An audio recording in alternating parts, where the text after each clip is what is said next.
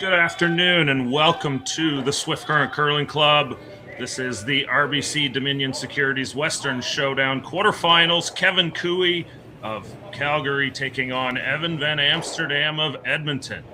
My name's Jerry Gertz of Curling Zone, joined by Ryan Jakes, Team Jakes, competitor in this event, and producer extraordinaire. Oh, that means a lot, Jerry. Yeah. Good morning, well, I guess afternoon to you where you are. But yeah, it's going to be in a very exciting men's quarterfinal here in Swift Current.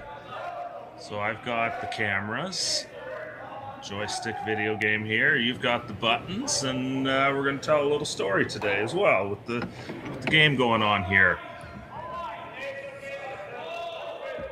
Stories are fun. Oh, hey, Dave. Hey, I'm going to have to hop in and out a little bit here, but I figure I'd keep you guys company. Absolutely. Certainly don't mind here. If you want to jump into Carruthers Collider, I know Mark No was taking that one over too. So if that is a possibility, I'm sure he wouldn't mind some help too. Okay, if that's where you want me to go, that's where I'll go. But hey, everybody, thanks for enjoying this game. Enjoy the pleasant musings of Jerry today. Special treat. You don't get this often, folks.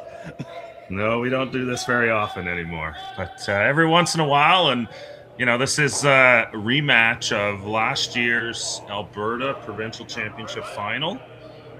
Kevin Cooey, the veteran, still managing to hold his grass tight on that Alberta title. Isn't he, Ryan? Yeah, so far so good. They're still looking pretty good this season. Had a very solid run at the Olympic trials just last week, and seeing what they can do here in Swift. Yeah, you know, it's hard to say what's going on with Team Cooey and why they haven't had more success, to be honest. And you know, you add a player like Tyler Tardy to the lineup, and you would think that would be a big upgrade, and you know, you'd expect to still see this team in the slams, and it just has never jived, though you do see the odd bit of big success out of this team. They're the reigning champion here. They've beaten some very good teams to get into the playoffs here. Joel Returnaz was their latest victim last evening in the qualifying game, and now, you know, you can't count Cooey out from winning this thing, even though he's ranked now somewhere in the high 20s, 30s, maybe even. Yeah, I can't remember the number off the top of my head, but yeah, we had a chance to play them this week in Swift Current, and they were firing on all cylinders. So yeah, you guys were the victim of that shot Tyler Tardy made too. I know, that was incredible. I still have nightmares about that, even though I'm now wide awake. Yeah, that's always the danger with those teams, right? You got to go toe to toe and put pressure on them, but it's, you know, those are the teams that throw those big shots every once in a while and make them on you. Absolutely. Well, it comes with the territory. Here's Tyler here. First of the third stones. Karek Martin, Aaron Sluchinski on the brushes. The team did make a lineup change this season. It was Sluchinski throwing third last year, Tardy throwing second. And I do remember seeing an interview or reading something about this. I think it was Tyler talking about it, and it was just the change they believed in skill set. You know, and you know, Tyler's more of a touch player, and I think Aaron's skill set maybe fits better for this team at second, and you know, we'll see if they can, you know, their real season is the playdowns coming up, provincials, trying to get back to that Briar. Absolutely. So just want to make sure they have the right lineup for that, and I agree. I think it kind of matches up the skill sets and what they're really good at out on the ice.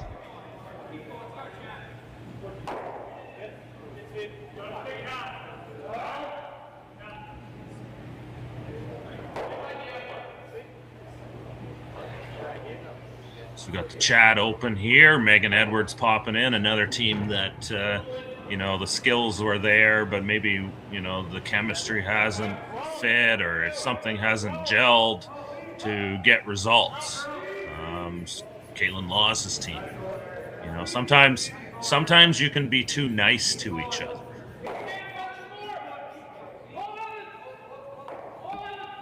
You look at a team like Laws, they're all good friends and they all, get along really well, it seems. And, you look at the same thing with Cooey's team, they're all calm, quiet individuals and nobody's rocking the boat. Sometimes you wonder if that's enough do you need that in your team to keep that pushing and growing that team? Yeah, that's a good point. You got to have a little bit of edge on you if you want to keep things fresh out there.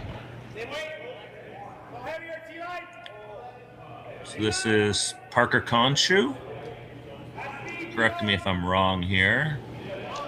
A little bit of a lineup change this week. So Evan is apparently off gallivanting in Louisiana on a river cruise with Paige Papley. So nice. They have Glenn Venance, another solid Alberta player, but also playing out of BC recently, filling in, and they've been doing just fine without Evan so far this week. So you know what? That's a team that's taken a big step forward this year as well, and has absolutely had a ton of success on tour. Lots of points, lots of money. Absolutely. And then, you saw the same thing at a Team Casper. Skipper was away for the Henderson Fall Classic, and everybody else moved up the position, and, they ran to the final still. That's great to see out of a team when, your leader is gone and you can still go out and have a great performance. That bodes well for everybody going forward, I think, because now, everybody's played a little bit of a different position and there's feel for what everybody else has to do out there too now, just a little bit more. Absolutely.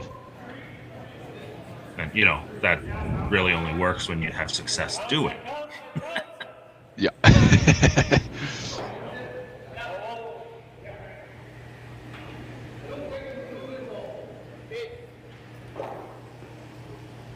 So far, this is looking to be a fairly successful end for Team Van Amsterdam so far.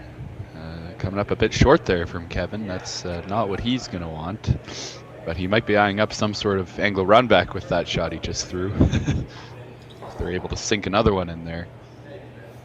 Yeah, getting the angles and the positioning of this stone is critical here right now. Now you see Jeremy Hardy looking at going to the wide, splitting those yellows up. Anywhere you go around the middle towards the button, you're liable to set up an angle that might hurt you.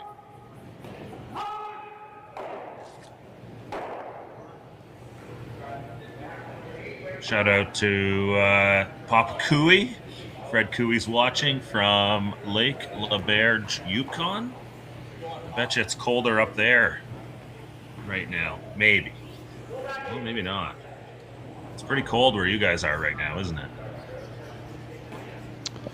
It was minus 25 yesterday and the day before, but I think it's gotten a lot better. It's when we left the ice yesterday morning after our Cooey game, we were pleasantly surprised with how similar it was to being in the ice rink. It was only about -3 if I remember correctly.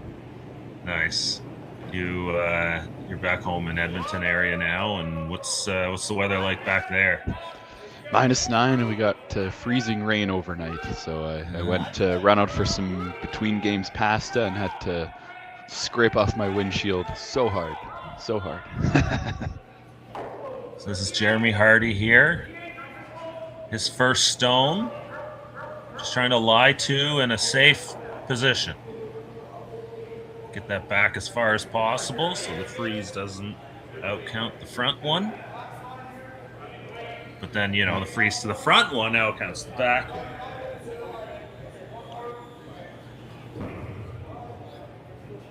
And that looks like the potential call there.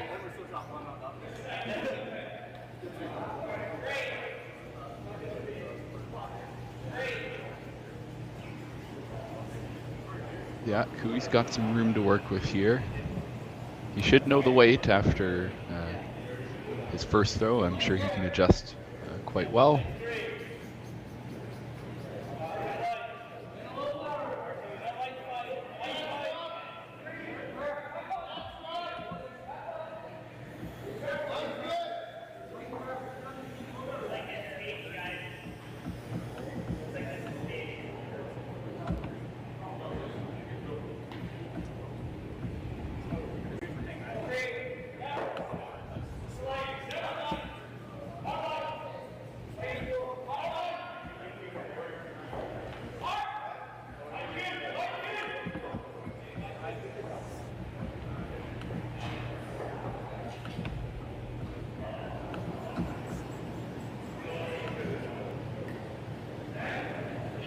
Here we go.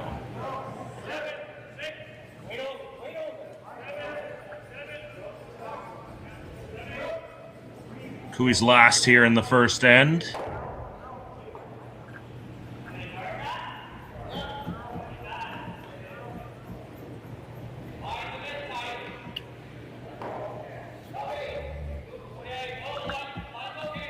Oh my.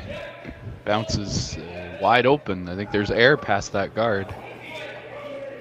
Yeah, not a great leave there. Just a little too heavy.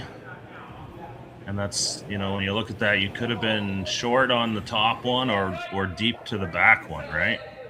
Yep. Lots of margin in the middle, but not that.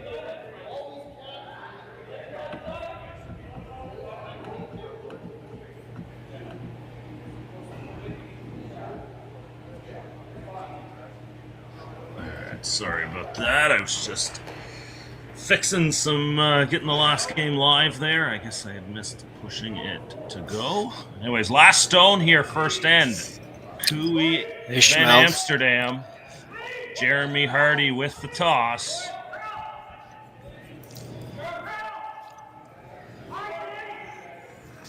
Hit for 3.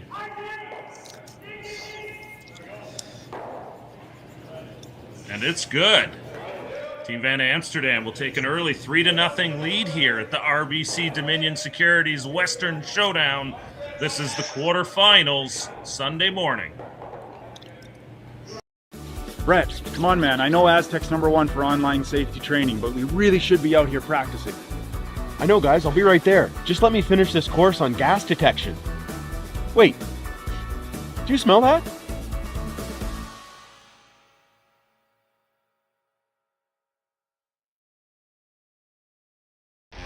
The 2025-2026 Grand Slam of Curling schedule is out, with big events happening all over Canada, like the Masters heading to London in September, the Tour Challenge from Nisku this October, the Canadian Open from Saskatchewan in December, and the Players' Championship from Steinbeck coming in January. Early bird weekend and full event passes on sale now at gsocktickets.com. Let's rock!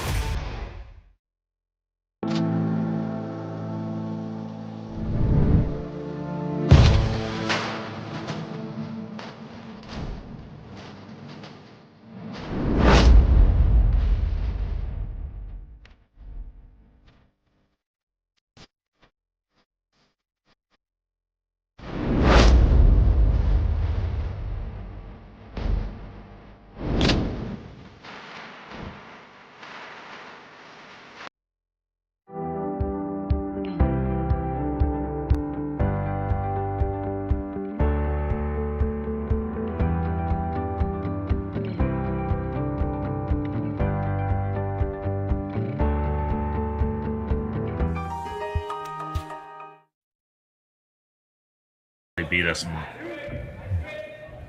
And we're back. All right. Van Amsterdam gets 3 in the first end. Cooey now looking to respond. Rock goes in. Kark Martin with the corner guard here. So a bit of a surprise, Ryan, there. First end, Cooey slides heavy, bounces open, and kind of gives a gift to Team Van Amsterdam. Last rock thrower, Jeremy Hardy. Absolutely. Did not see that one coming. Kevin had a good chance for a come around on his first. And just came up short and was in trouble ever since. Maybe a bit of an over adjustment. He didn't want to come up short again. Bounced off. And here we are, up 3-0. That's Glenn Venance filling in this weekend, throwing lead stones. But yeah, Glenn, runner-up in the BC Championships last year, and at one point, you thought he had that title won. Had a good grip on it, and it was Cameron DeYoung's team who kind of snapped that away at the end. But yeah, he's back on the ice here after seemingly taking the year off.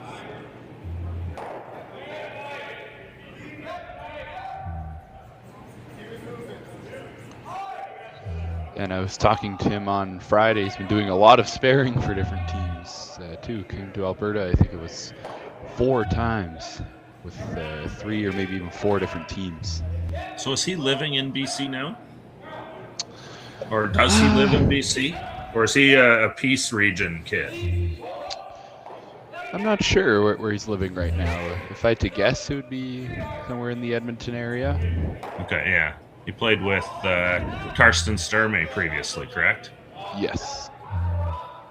So, yeah, he he's- was working at a golf course in Edmonton. But we haven't talked too much over the last year or two. Now you see that where quota player will take a year off and then they'll spare with a bunch of teams, and as a player trying to break into the game and find the right mix, that's a great way to get out and get to know people. For sure.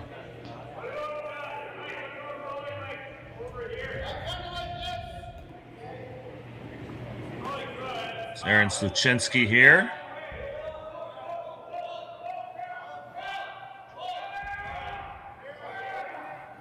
Clean cut. Yeah.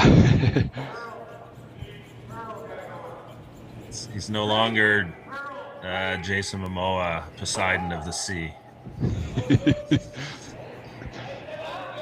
But he had a good time with that. But I guess it's time to switch it up.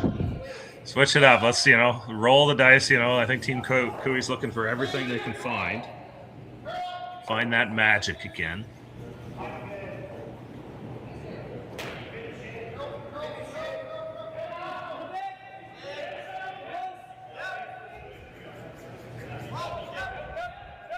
Oops. Here we go. All right. Trying to get around that corner with the dig.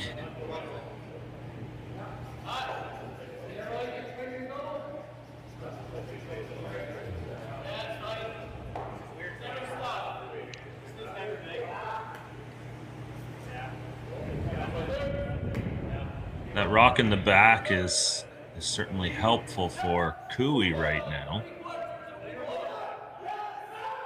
Chance for a 3 building here.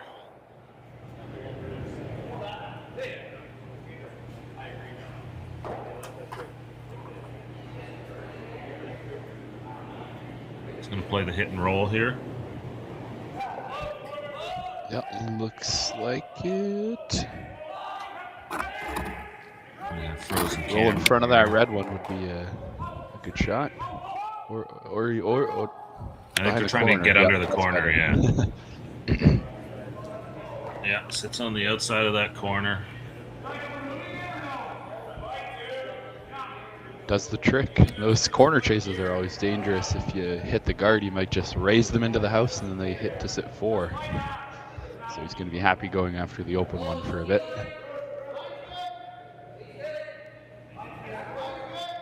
All right.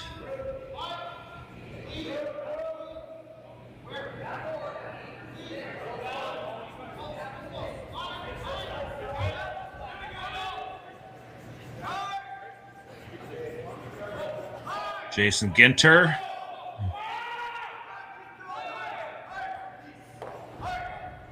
Just catches enough of it. Oh dear. Oh, does not push it out. I got very lucky with the jam in the back. Jammed on his own rock, and now it's sitting 3rd shot.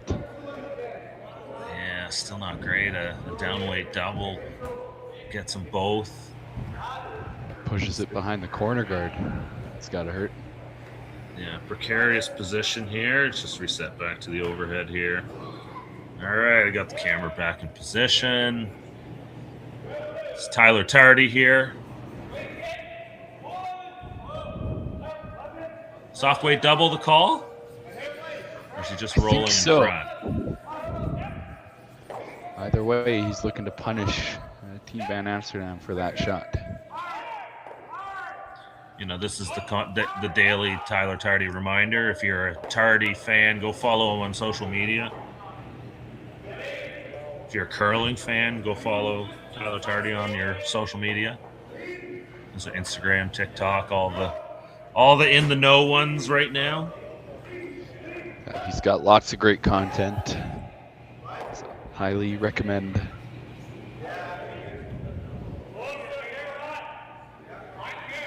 And a nice roll from him there. It's going to be difficult for Team Van Amsterdam to separate these yellow rocks for the rest of the end. We all know how good Kevin Cooey is at doubles. In our game yesterday, he made a double takeout and roll out for the blank. So you always got to be watching out. Yeah. Give me the overhead again here. Let's see what they're looking at. Like if you're Van Amsterdam here, what are you doing? Like they're looking at going wide around here, right? Yeah. It's great if you make it. Then it'll be hard to get that side red in play. Yeah, and if you ever, you do kill the back side red. So now this turns this end into a deuce if you make a good shot here. Yep. Would The be nice risk if you it say spin is, a little bit. Yeah. You want to get inside a little bit. The risk is hitting the guard into the rings. You mentioned that earlier too.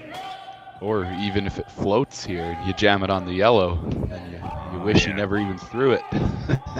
Yeah, got to be right. Got to be perfect here. Jason Ginter, Van Amsterdam. Ginter works for Curling Alberta. And just rubs the guard. Oh, boy. You know what? Not so bad. He played a really nice weight on that so that, if it did curl too much, it wasn't a disaster. He does open up that stone. So there is a double there now with the rock in the middle, too. And he ticked that guard to a pretty good spot. If a yellow rock could get behind those two guards, there might be a hole. But it's so tight. So that actually might have worked out very well in their favor if Jeremy Hardy can get a rock behind all of those. Whether it's a freeze or a double or a hit and roll.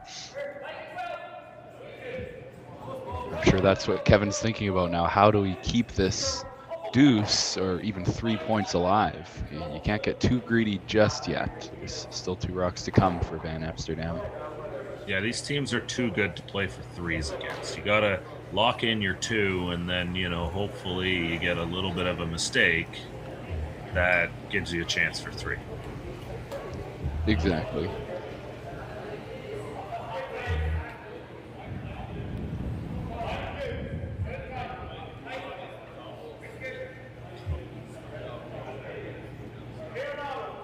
Last stone here for Tyler Tardy. Team Cooey with the hammer.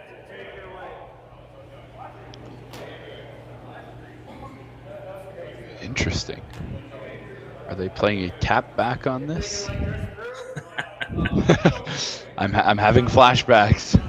Genius. This is genius. We talk about this guard being the problem stone in a lot of ways, right? So maybe, they're looking at, let's tap it in. Maybe roll back to a corner. Yeah. And then everyone's happy, except for Team Van Amsterdam. Yeah, this game is getting so damn good. The shot making, the calls, the creativity. Oh, double guard here. Ooh. Not quite what they wanted, I don't think. but close. Yeah, great try. Just had to curl up a little more. Maybe needed a touch more weight to get it into the house, even with a bit more curl. Team Kui still looking pretty good this end. So the question for me is, do you try to freeze on the nose of that red and your stone's in the open, but the jam's lined up, or do you freeze behind the guards and hope they don't make a chase and tap you into the back of the house or even through? Yeah, still has to be a good rock here from Hardy. Yeah.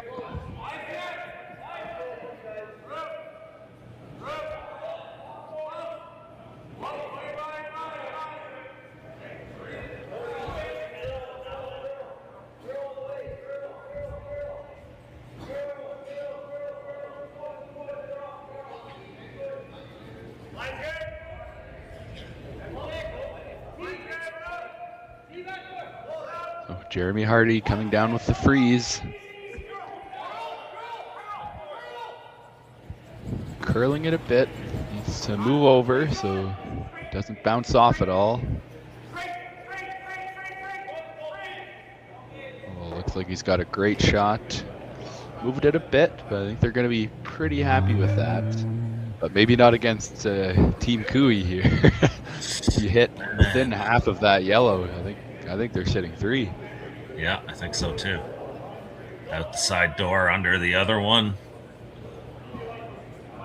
And the worst part is it's Kevin's out turn. We all know how much he loves the feel of that out turn release. He's going to be close on this.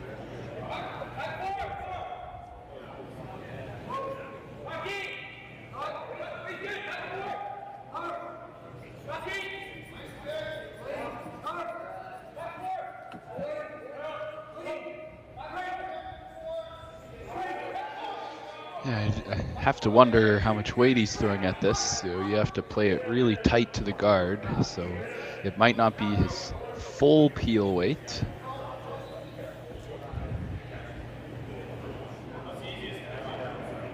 But I think it's really he just can about see getting. enough. Yeah, it's just about hitting it on the right angle with whatever weight you throw. You know, you want that rock going backwards, not flying too fast either.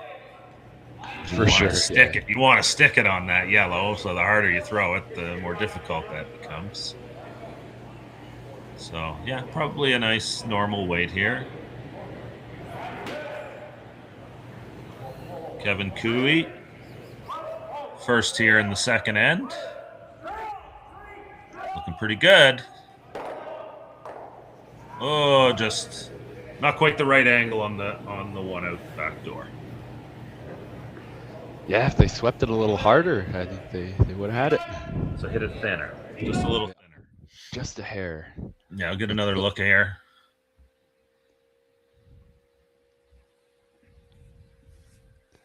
By the guard, no problem. Yeah, just a little thinner. Slices it a little bit more. Sticks it on the back. Well, still looking pretty good. It's tough to chase either of those red ones. Yeah. You know what? It's going to be a hard shot to get rid of one of those two. So you might as well play the hard shot in the middle where you might steal. Top 4, giddy up.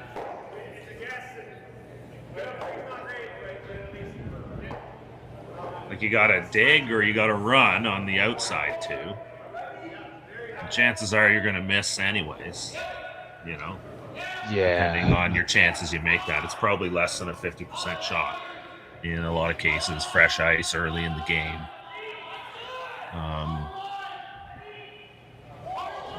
So, for you sure. know, go for the upside here. Yeah, make Kevin make a tougher shot. Don't give him a draw to the ocean. So the ice here about 3 feet of curl. Not as much as you expect to see, and I know previous years in Swift Current it's been, quote, I think normal curl. Have you heard why we haven't seen as much curl this week? Not really. I heard someone say, one of the ice makers, they flooded last week. Yep. And the curl just wasn't there for whatever reason. Still enough to work with, but maybe not as much as some of the top players are used to seeing. Yeah, exactly. I think, I don't think it's a bad thing that you have conditions that are a little different from time to time, and it, forces the players to be more creative and learn a few things out there and actually read the ice too. Yeah, and it keeps them sharp too. So Absolutely. They can adjust to maybe the ice is a little different from slam to slam. So just keeping the curlers on their toes. Yeah, someone was mentioning the cold weather may have played an issue in not getting so much curl as well. I'm sure some of the experts can chip in on that, but it's been it's still been a fun week of curling and lots of great shot making. We got Kevin Cooey here, last rock, looking for the dig.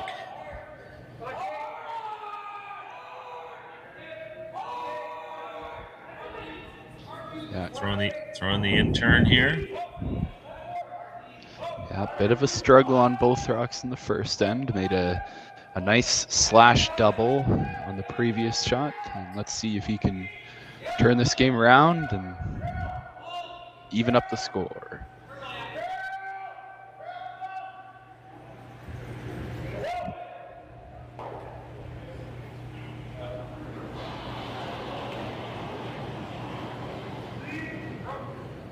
Kevin Cooey, last rock here, second end. Couple mistakes in the first, looking to bank them back here. Kark Martin hard on the sweep, trying to get the curl, looking pretty good. Chips it back, now it's a race. And it is just enough. Three for Kevin Cooey. Let's see that again, Ryan. What a shot. My goodness. Look at that carve. That is quite far out there. Yeah, great sweep there from Kark Martin. Makes it go. And then you see the race here. You see who's going to hold on. Tardy the winner. We're all even now, 3-3, heading to 3 RBC Dominion Securities Western Showdown quarterfinals. We'll be right back. Welcome to the RockShop.net, the official store for the Grand Slam of curling. Whether you're looking for the best hats, stylish clothing, fun toys, or unique accessories, the Rock Shop has it all.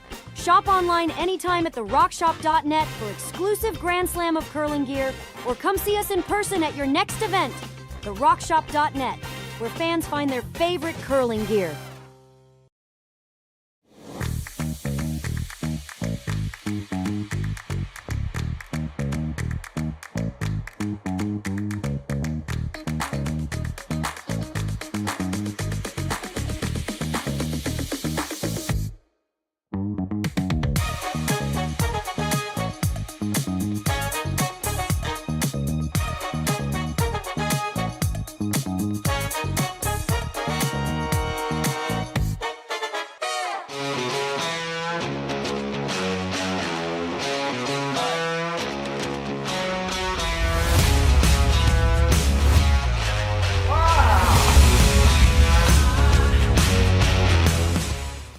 Developed over a decade in collaboration with the finest ice makers this side of the Atlantic, the Pebblehead PB5 is nothing short of a triumph of sophistication and craftsmanship.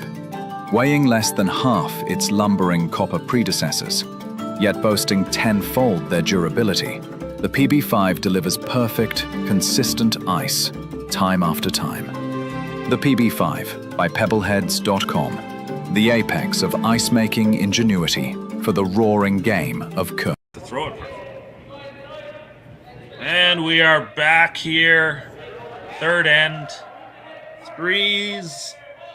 are wild. Let's see that shot again from Kevin Cooey after this comes to rest here.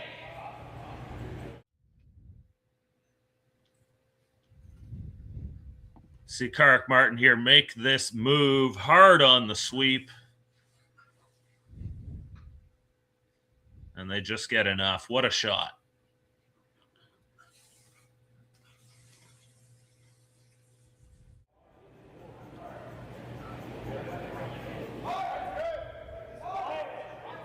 So now back to the drawing exciting board. curling. Yeah, back to the drawing board. We're back to where we started. 6th end game.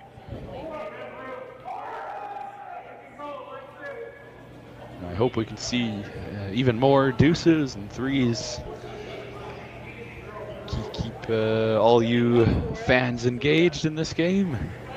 Well, yeah, these are the types of games that you want to see on an average curling game, right? Like when you tune in, it's like I think the baseball comparison is really good. Like we all, many of us Canadians followed the Blue Jays run this year, and it was always, it was a 1-0 game is exciting in the playoffs, right?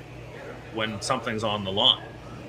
So, when those games have something of additional things to matter, the excitement is there. But for a regular season, regular spiel event, that's kind of, there is no extra excitement to juice the game. Mm-hmm. Whoa, that was the wrong. Let's go get Glenn Van Nance here.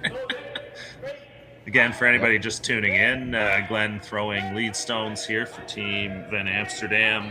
Evan away on vacation, taking a weekend. This team has been very busy this year, curling. Mm-hmm. So it's well-deserved. Absolutely. So they've got a busy season coming up as well. The Alberta Provincial Championships, first week of January. You will be playing in that. Team Yes. Jakes has an entry.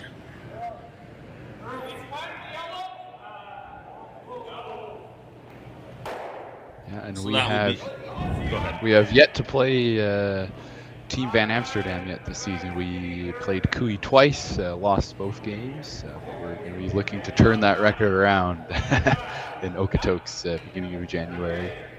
Absolutely, Ryan. I know you guys keep banging away at it and changed the lineup up this year. You got Cole Adams with you, another good young player that I think you grew up with, didn't you? Absolutely. Yeah, we've played against each other for basically a decade, so it's nice to finally join forces. Yeah, it's always fun seeing the Alberta Curling Tour names come through because we host the scores for a lot of the events, so we follow those names, and now you guys are going into that event in Okotoks. Mike Libas and his crew there are hosts extraordinaire, and we're looking forward to being there for production as well. So we'll be streaming that through YouTube on Curling Zone and Curling Alberta's YouTube channel as well. Yeah, and I'm sad I won't be able to produce that, but maybe I could commentate the odd game. Yeah, we'll see what ends up happening there. Hopefully you're too busy. Yep, that's We the don't plan. want you working for us. No, I want much you to be appreciated. fired for the weekend. Yes. Going all the way to Sunday. Yeah, it's hard to get fired around here. Usually when you struggle, you get more games, not told to leave. Yep. Parker Conshu. Open end here. Yeah, almost had the triple on the previous shot. It was queued up pretty nicely. Oh. Just a little too much roll.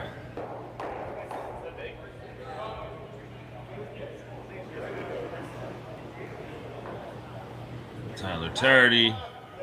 This will be a pretty straightforward. And now open end. Kick him down, blank the end. Ooh, maybe that rock looked like it grabbed something. Yeah, Kevin's pointing. Yeah, they got a little lackadaisical on that one, didn't they? Yeah. Maybe, It's when Tyler rolls out on an open hit, Usually something else went wrong. I'm pretty sure he played 100% against us yesterday. You know what? I just watched a replay on that, and Aaron was cleaning that stone all the way down. So no issue there from the sweepers. So bit of a almost caught them by surprise there. That's why you got to be sharp all the time here, always in the game. Absolutely. Guiding this one into the house. I don't think either team's going to be upset to keep it simple this end after a pretty chaotic first two ends. Yeah, it'll be a good opportunity to get me back in the groove here with the cameras as well.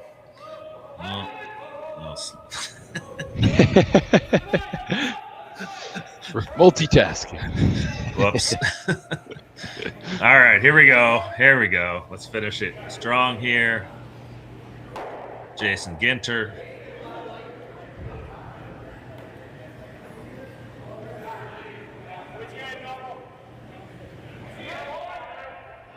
So yeah, Jason Ginter organizes a lot of the events with Curling Alberta. I deal with him with the Curling Alberta scores and results every week. So, you know, he's always on double duty on these weekends as well. In fact, I got a text from him between these production games this morning that I have to respond to. He's looking for a curling coach for a youth development camp. So I might be doing that next weekend. That's great. Those are good opportunities that come out of the game. And I think, you know, I really love seeing what Curling Alberta has done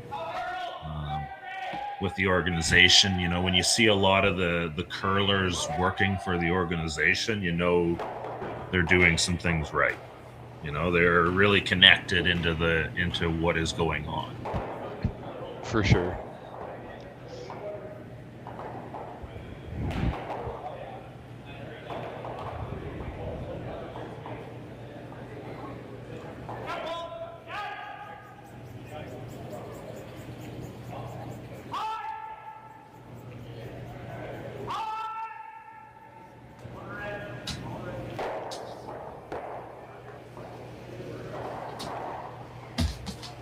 Oh, quite a few rollouts this end. Yeah, it's interesting to see the kind of half-shot mistakes that we're getting here. You know, sometimes when the shot is so easy, you don't focus enough on it, and then you miss it. I wonder if a bit of that's going on. Yeah, I think there's a lot more of that now with what you can do to make that rock move, right? We were talking in the break, and I think you estimated that, you know, sweep to curl, we can make a rock move half a rock more. You know, in the past, you didn't have that kind of room for error on that side of the stone, right? So, you know, shots like that, I think Keith Keller mentioned it, a split guard shot in the chat was what Cooey was playing the other end. That was a shot, you know, you couldn't play in the past with efficiency without being able to make it curl a little bit. Mm-hmm. So, you know, it's really brought up the shot making in the game too, when you look at you know, how it affects the game.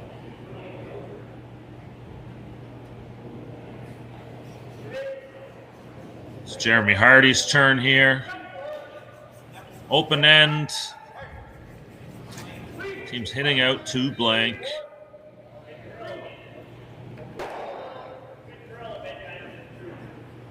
You know, these are the blank ends that we all want to get rid of somehow.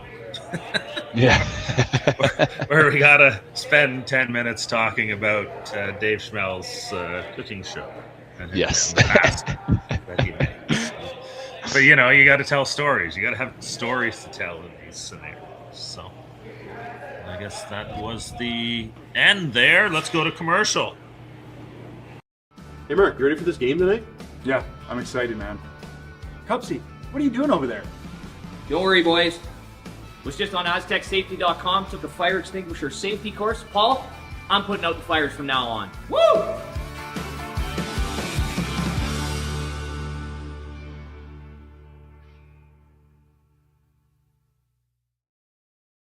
So with the impact to my business and income, will this delay my retirement? I know you're worried, Marshall, but based on the original plan we came up with, you're only about 6 months behind. I thought it would be years, not months. You should feel good. Remember, you've got a plan. Thanks. With change comes questions. See the impact of your money decisions before you make them with RBC Wealth Plan. Welcome to the RockShop.net, the official store for the Grand Slam of curling. Whether you're looking for the best hats, stylish clothing, fun toys, or unique accessories, the Rock Shop has it all. Shop online anytime at therockshop.net for exclusive Grand Slam of curling gear, or come see us in person at your next event. Therockshop.net, where fans find their favorite curling gear.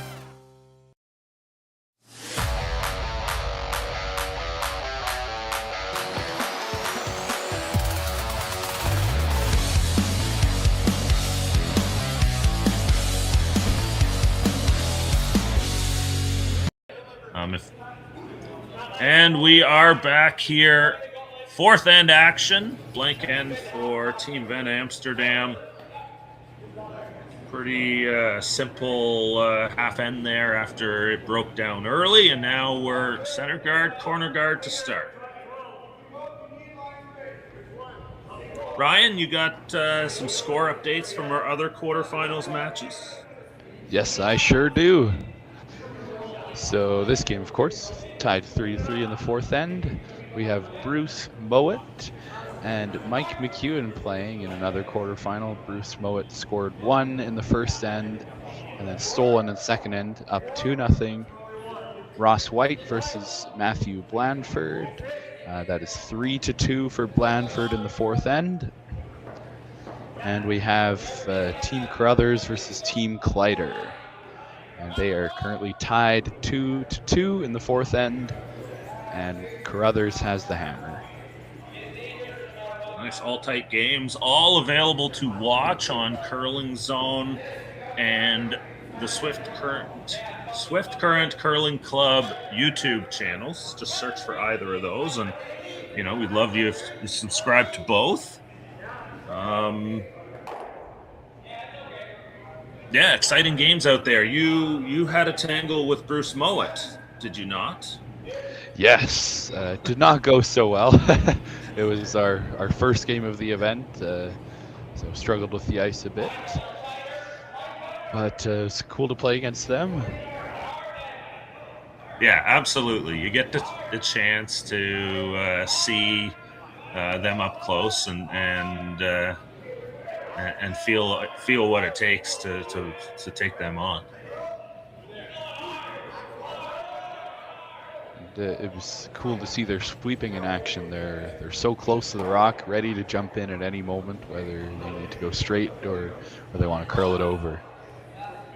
Yeah, absolutely. And we do have that one on as a feature, I believe, too, didn't we? So you got some nice close looks at it for later. Yes. But we may be a bit biased. This is the game we want to be seeing for all you fans watching. Absolutely. It's great to have you on board, Ryan. Your expertise behind the scenes playing in these events. You're what, mid-20s, so 26, 27? 25 right now. 25. Okay, yeah. So you got a long road ahead, and this is, as we see here with old man Cooey still on the ice, battling away. This is a game of experience, and it's great to see you guys continue to do that and offer up your expertise here too at the same time. Oh, happy to be here. Thanks for having me, Jerry. All right, it's Parker Conshoe now. House layout looks really good for Van Amsterdam. Rock's in the back, playing around the middle. Sitting second shot. It's not getting any closer to the center, but could still come into play. Yeah, I think these are Like, that's a big mistake, to be honest, because now you just left Kevin Cooey essentially another guard. And so double guard in the center, things are more complicated out there. And Cooey likes complicated. I'm pretty sure that's his middle name. Absolutely.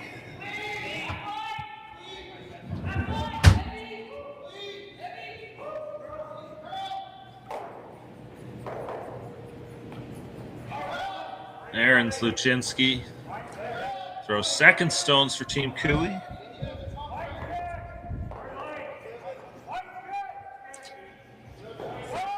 Trying to sink this one behind everything. Lost behind the guards. Yeah, I love this call. Attack in the middle, be aggressive. You sit first and second shot now. No obvious doubles. Yeah, this, I think you go back to Van Amsterdam's call. I would have loved to hit that center guard and roll to another corner instead. Mm-hmm. Then you open up that middle, then you don't risk making it complicated in the middle and getting yourself into trouble. Because here's that question I throw to you. If I did that to you, you hit the center guard and roll to the corner, what do you do as the team without Hammer? Are you throwing a center guard? Oh, good question. Like, to keep it a little simpler, my gut reaction would be to just hit the back yellow. Keep the house clear of opposition rocks. Yeah, and I've got the hammer. I'd love that. I'd love that call. Yeah, I love exactly. you calling that. Yep. And now, all of a sudden, it's, Van Amsterdam makes a great shot. Sorry, that was... it was Parker. Shot. Yeah, he made up for it. Yeah, that was a brilliant shot. Now, looking pretty good for Van Amsterdam's team.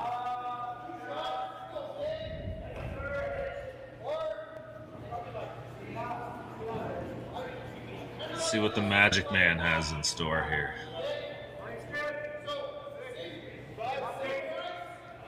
Well, it's not a double run back, so I don't know if he's going to make this one.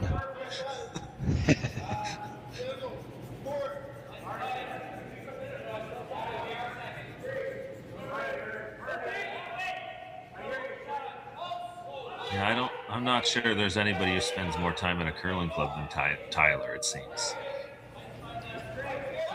Yeah. With all the things he sets up and the shots he throws and the precision it takes to make those shots. Yep. He's very dedicated. Lives fairly close to the Okotoks Curling Club, just at the very south tip of Calgary.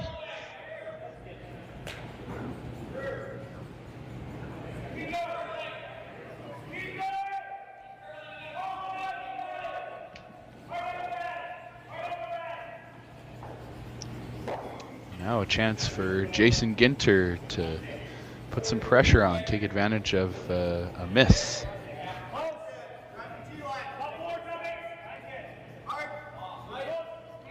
This end sure has turned around quickly.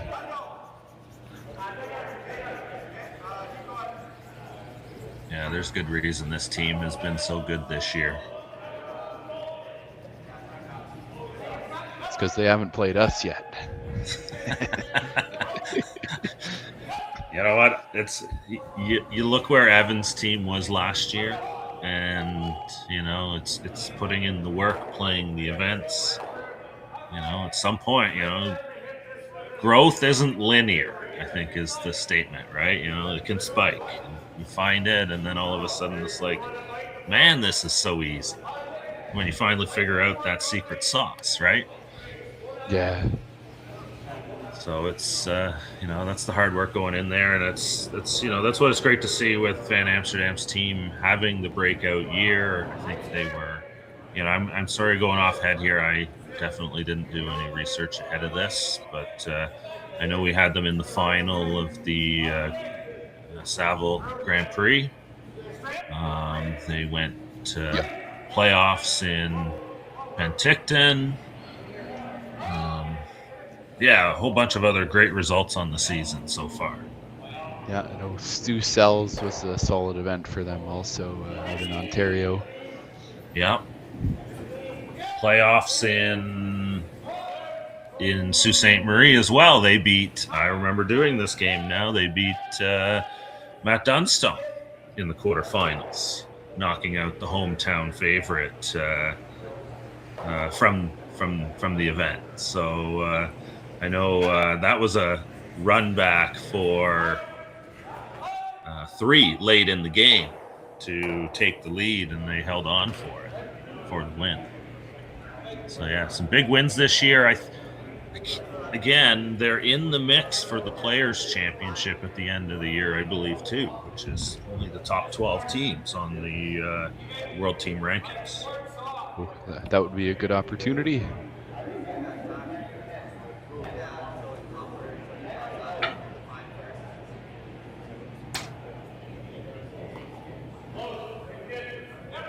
If anybody hears a barking dog in the background, just apologies here. It's every once in a while pops up. He's trying to time in on what team Van Amsterdam should play. Yeah, it's we've got blizzard-like conditions in London right now. Big time snow coming down. Oh dear. So I it can't love be the mailman he's barking at. So yeah, here, what are we doing? That's a tough situation. Pretty makeable for Kui to come in and tap that red one, just nuzzle it up, sit shot rock. So I don't know if you can hit enough of that tight yellow guard without touching the other yellow in order to run it onto the red rock. I'm not sure there's room there. Yeah, bit of a mistake there on the previous shot. Kind of left those two angled the way they are. Yeah. Let's see what Ginter has here.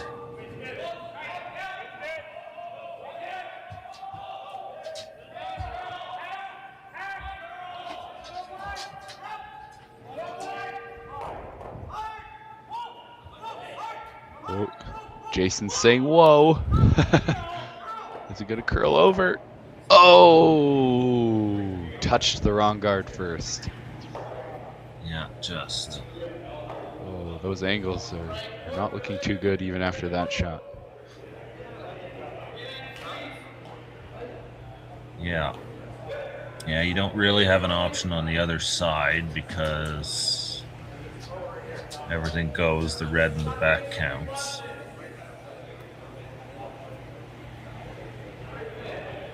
Again, you know, I go back to that decision the team made to go around the center guard. Mm-hmm.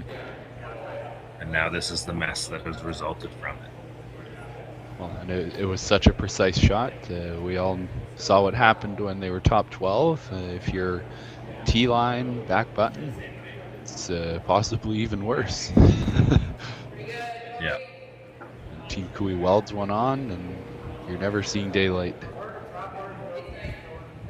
Not that we see much daylight in December in Swift Current anyways, or really anywhere in Canada, I suppose.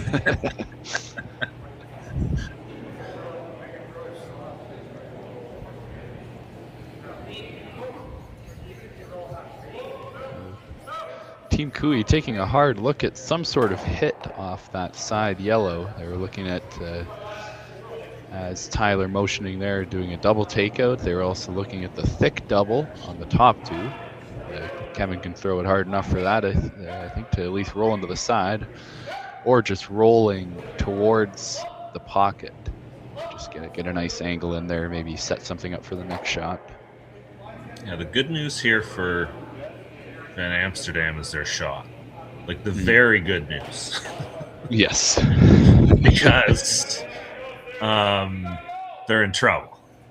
Now Kui has to take a chance to become shot stone, and you know the risk then is leaving something that gives Van Amsterdam the opportunity to actually score 2 or 3. Because there's a lot of yellows in the rings right now too. Yeah, exactly.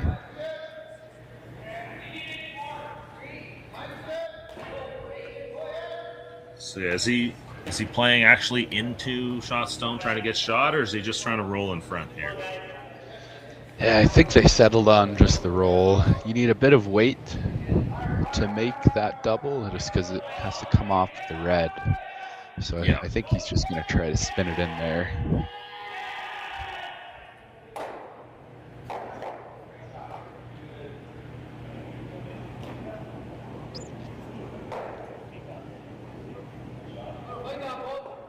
Kevin taking an extra second. Coming out now. Can he make the roll?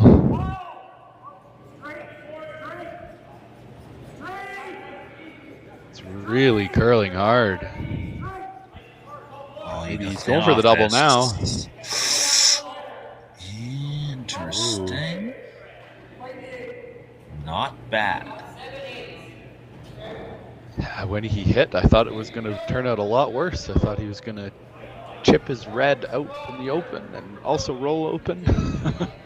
Yeah, there's no double on the other side. In fact, that takes the yellow out.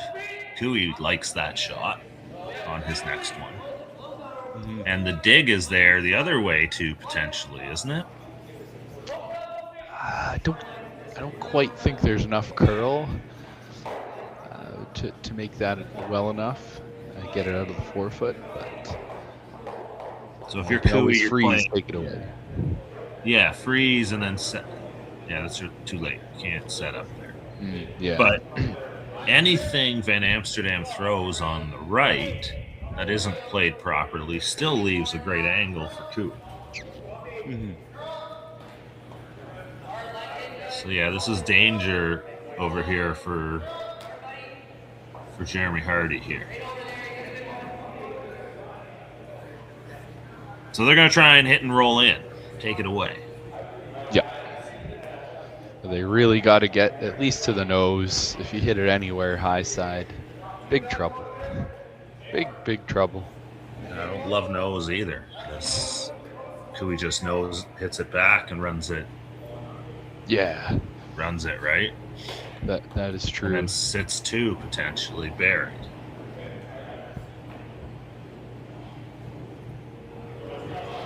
You always have that out-turn draw, but, well, we haven't seen phenomenal precision on those draws so far today.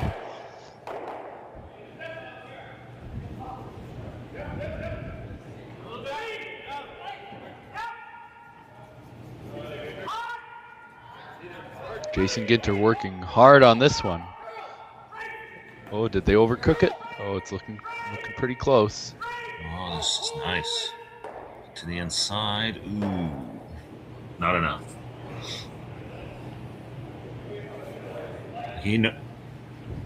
Cooey nose hits this now. Catches his stone. The thinner he hits it, the better he stays buried. And the good news for Van Amsterdam is it will be pretty tricky even for Kevin to stick the red top four. So they're bound to have some out-turn draw. But it might be facing 2 or 3.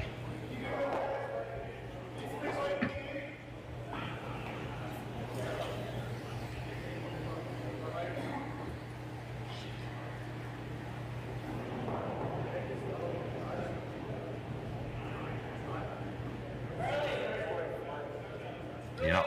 The best way not to miss hard shots is to not put yourself into your position to have to make them. Yep. This is a mess.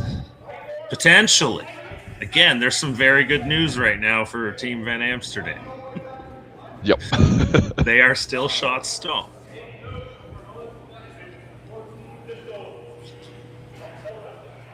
Yeah, like you said, all this could have been prevented with a simple center guard peel. No, just hit and roll. Corner. Yeah, hit and roll. Yeah, for all the youth curlers out there watching, keep it simple. Play the easy shots. Yeah. With the hammer. Yeah. And then in reverse, you want to do this to the teams you're playing against when they have it. Make them make hard shots and take advantage of them.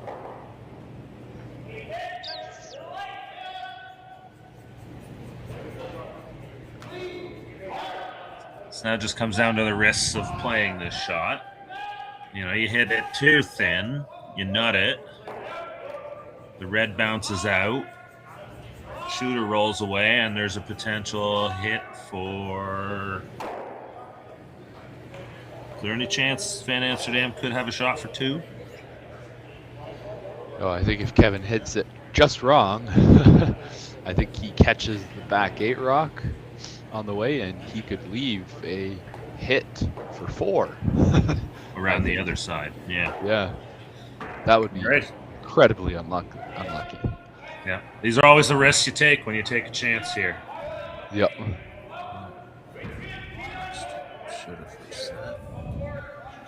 right, try again. He's going for it. All right, let's see what Kevin's got here. All right, there we go.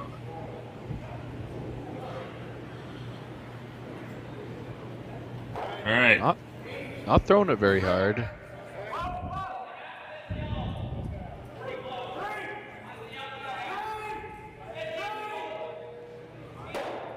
Oh! Just missed it on the way by. Yeah, they were really going for that thin slice so they could stay top 4. But now they're going to leave a little window of opportunity for Jeremy Hardy here to draw full 4-foot. Yep. Live dangerously. Yep. And it looks like it paid off here for Team Van Amsterdam. There we go.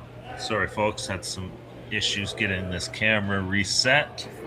I think I hit the wrong button and it locked things up for a moment. Oh, no worries. There's a lot of moving parts to these streams. Absolutely, and I don't do this very often anymore either, so it's fun to be back in the chair once in a while.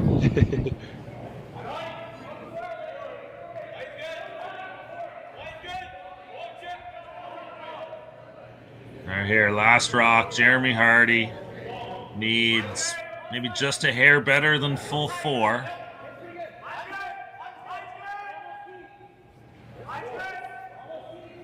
Jason Ginter, Parker Conshu on the brush. Bringing it in. Looks close. Need some breaks. Needs some breaks. Oh, so close. I think they got it. Oh, they're pushing it away. That's a deuce. Oh, boy. What a shot. Got that replay. Oh, yeah. Why don't we do it next send? Yeah, bank it. We'll be right back here. Quarterfinals at the RBC Dominion Securities Western Showdown. We'll be right back.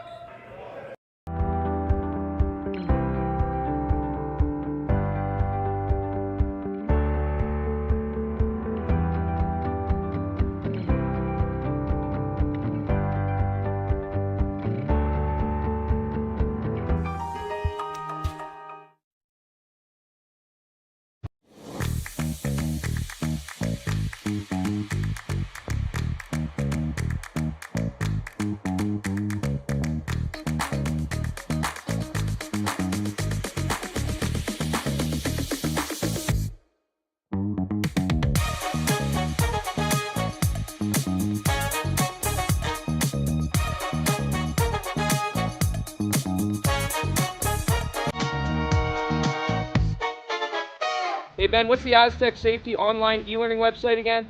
Yeah, that would be aztecsafety.com. Fire extinguisher and firefighting, we'll send that one to Paul. Ah, now here's a course I should probably take. Conflict resolution. Power line safety. Yeah, I thought it might help me with my line calls. Did you know this Aztec website has over 100 safety courses? Jeez. Aztec Safety online course. Ground disturbance. Could have used that a few seconds ago.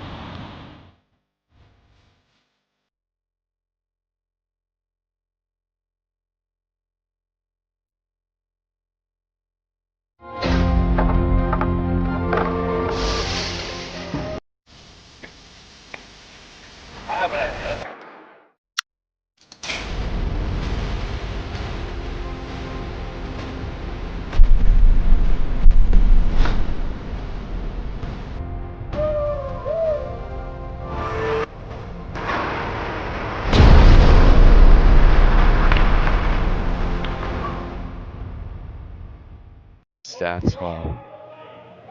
All right, here we are back. Fifth end. We'll let this corner guard come to rest here. Let's see that shot. Cool, calm, comfortable. Jeremy Hardy. A little dusting from the front end. And it settles just in time.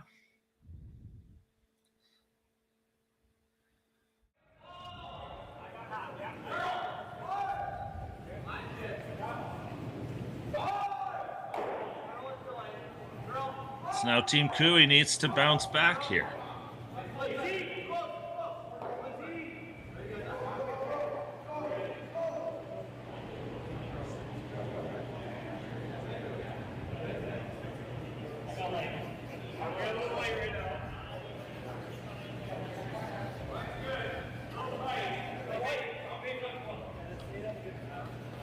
Oh, well, they did it in the second end. They can do it again here. Absolutely. Kark Martin. He's kind of the veteran lead. Professional player. Every team wants a guy like Kark Martin to open up for you.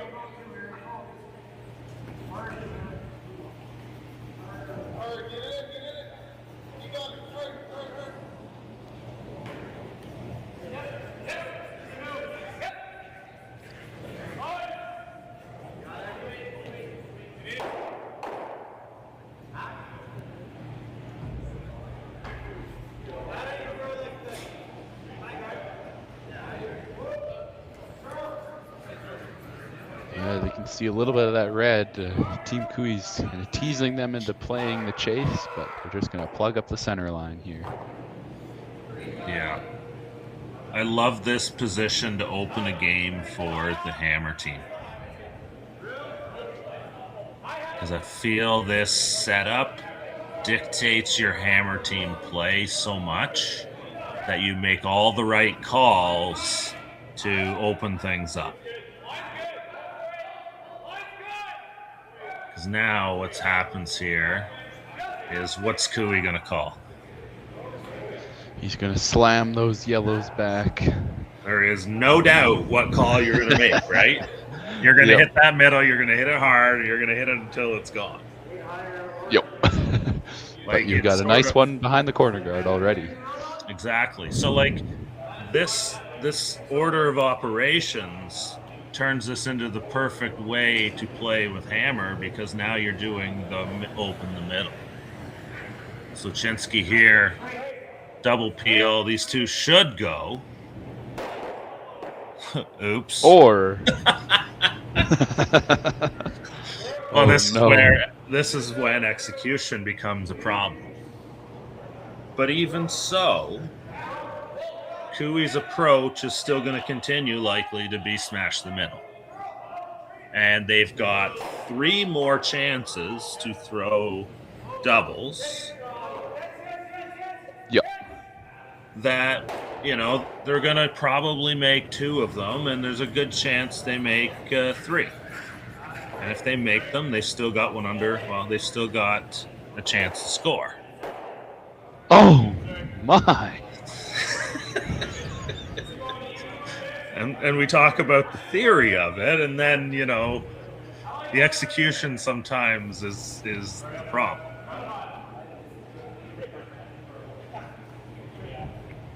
Yeah, I think the teams forgot what color they were here. This is... it's chess on ice, but, the pieces sometimes forget how to move. And so it's intriguing here. You see, now it comes down to, as an athlete, how do you respond to that miss? And how do you take advantage of an opportunity like this? For sure. You have to reset and fully focus on the shot in front of you.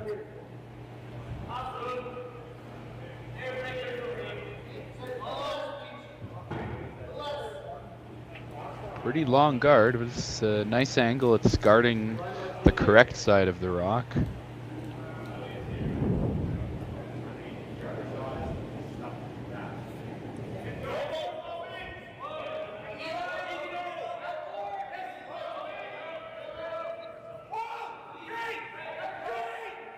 Yeah, I think you just got to dig that red out and make Kui put it back in a good spot.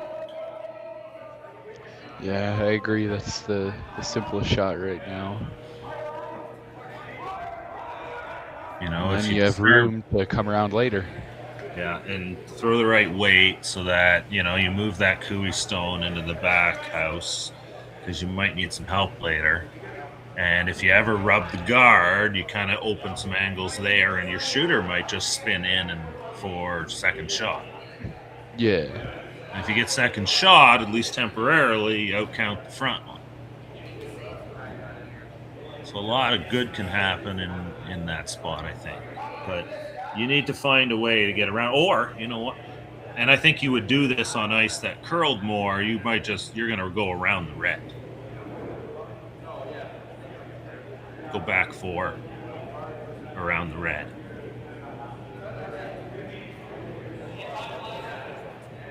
Yeah, that would be a sneaky spot.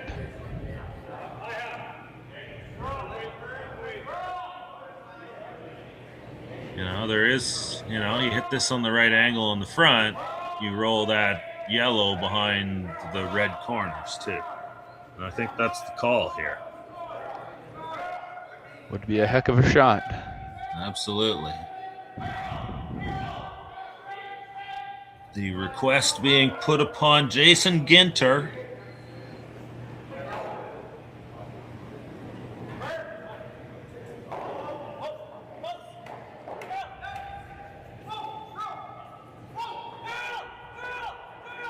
Real close.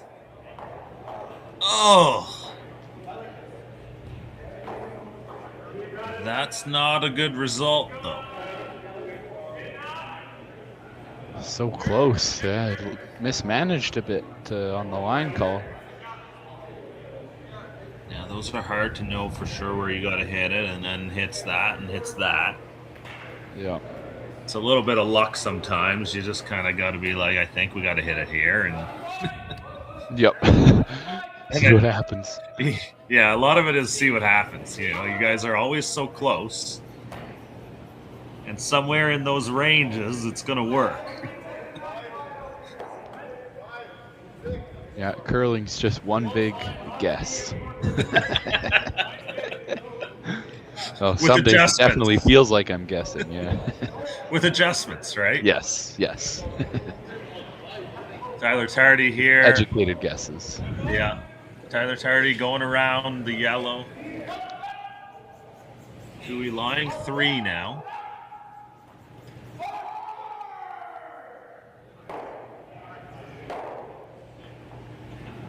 Yeah, it's a high-scoring game so far. This end is shaping up to be yet another one.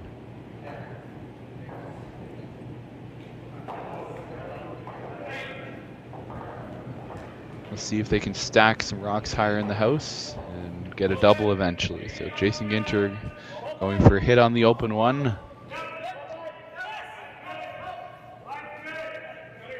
See if he can tuck a bit behind the guard. Oh. Yeah, a little disappointed from Jason that he wasn't getting behind the guard. Just needed a little bit more curl. Still does make it a little bit more difficult for Kui. He should not be able to get under the corner. He's going to have to roll hard across. So did just well enough. Yeah, Tardy, the man, though, makes good things happen. To his own team.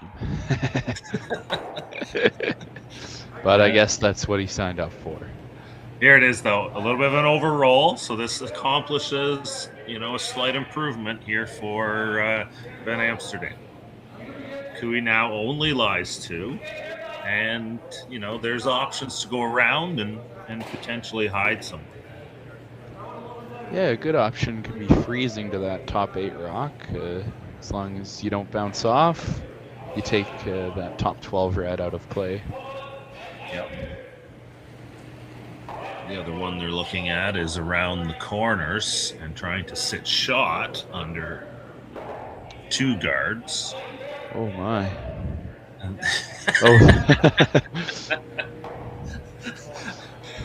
The run back is the third option, and this comes down to personal preference. This is the shot of the day, and you know what? For a team like Van Amsterdam, these are the kinds of shots that you have to be able to make on cue to beat the big boys too. Mm-hmm. So let's go make them. So straight run back, you could go nose. Otherwise, if it hangs out a little bit, you've got the option to hit it and roll under the other corner guard and top 12 still.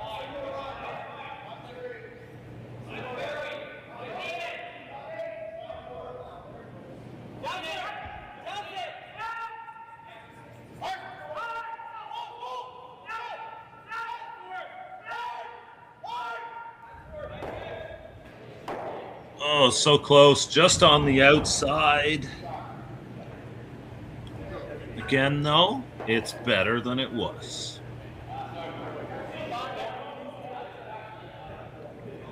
Yep, does the main job.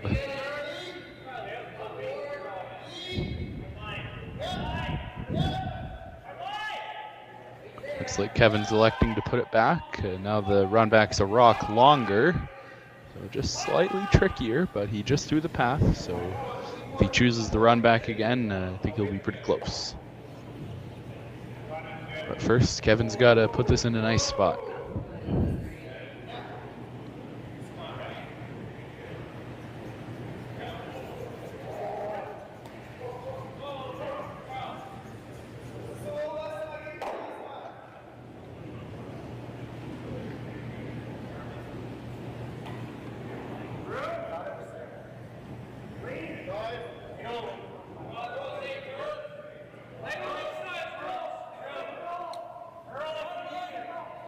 His first stone here in the 5th end. Looking to put 2 back in the rings.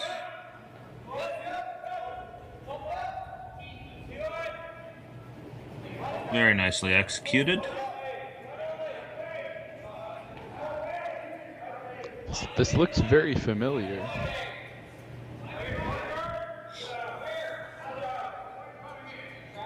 Well, if you're going to call it on the first one, you might as well call it on the second one. No? Yeah, I'd be tempted to play it again.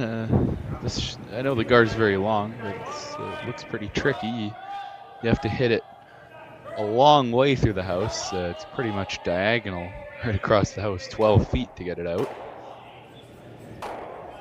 This is a very makeable shot to remove one of these stones, though, too, right? Mm-hmm. Looks like from here, I know Jeremy's taking a close look at how much he can see past the guard. It looks like they've committed to it. Yeah. With the right weight and the brushing, this is a makeable shot. So what do you say, 90%? I'll say 80%. Okay. It's a bit of a tougher shot in a spot they might not have thrown many hits in. And the run back to make contact. But since he made the first one, I'll say also about 80%. Okay. So I think you just missed the upside potential of the other shot. Yeah. But Jeremy made it look easy. Maybe it was easier than I'm thinking. Yeah. Those are all the questions I would ask when trying to make those kinds of calls, right? Like, how much are we going to make that? What's the results of doing that versus that? And, that one was a case of he was really comfortable to make that go away. He's comfortable giving Cooey 2, keeping the hammer advantage in 6 in a tie game. You know, it's all about managing that scoreboard. Darn right. So last rock here, 5th end. Kevin Cooey just needs to put this into play. Find paint for another point. Believe it, just a little bit better than that. There it is. And we're all squared up, heading to 6 quarterfinals at the RBC Dominion Securities Western Showdown. We'll be right back. Brett, come on, man. I know Aztec's #1 for online safety training, but we really should be out here practicing. I know, guys. I'll be right there. Just let me finish this course on gas detection. Wait. Do you smell that?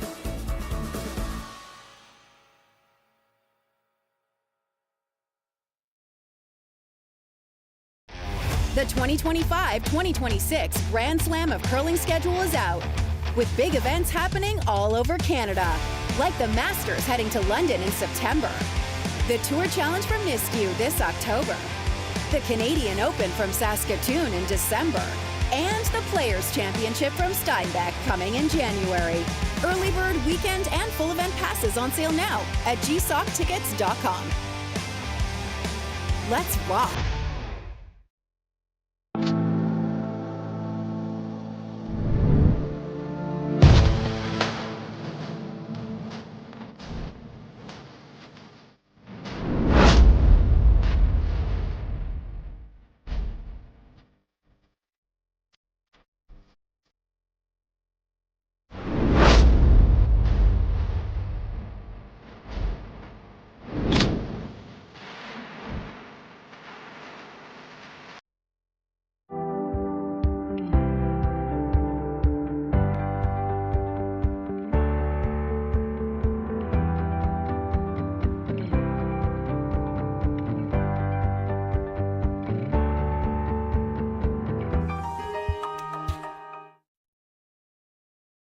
Help there, eh? All right, here we are, 6th end. All right. Held on that time.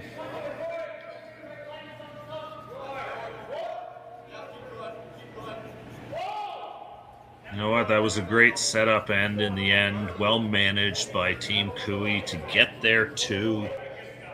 Get the score back even. Sometimes you just take what the other team's willing to give you.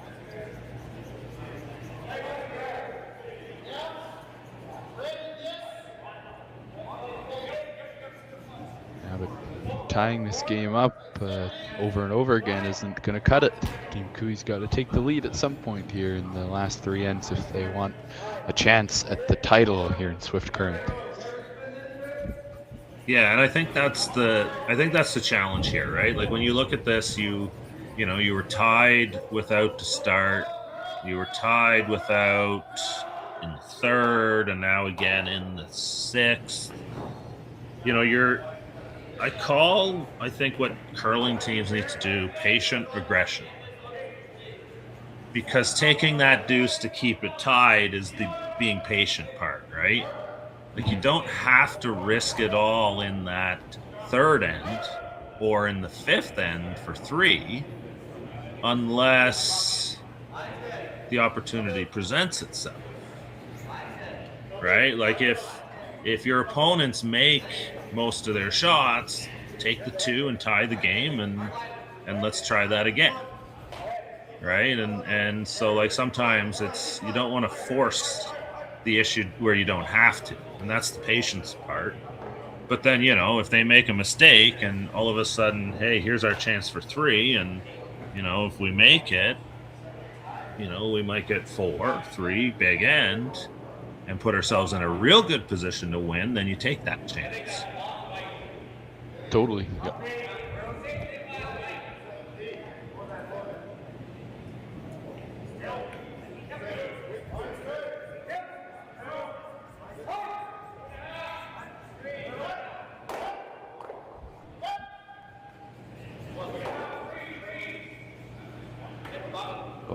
dreaded bounce. Yeah. Always a game of chicken around the middle there.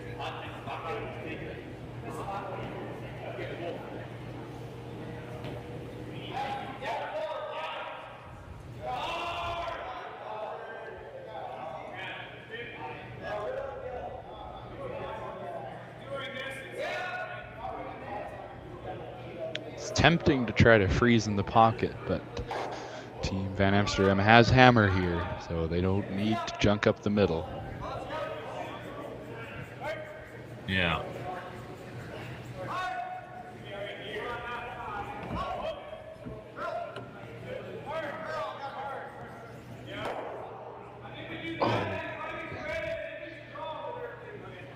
Might have overcooked it just a bit early on. They were sweeping to hold it there.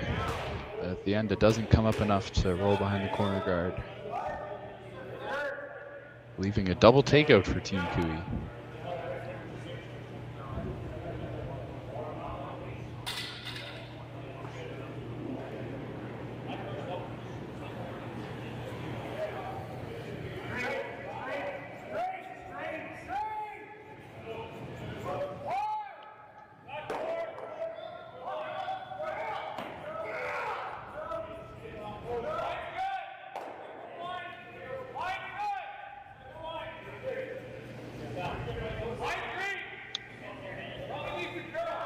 Oh, I'm not sure if that red stayed in the house. They would have much rather get the double there, or at least stay somewhere top house.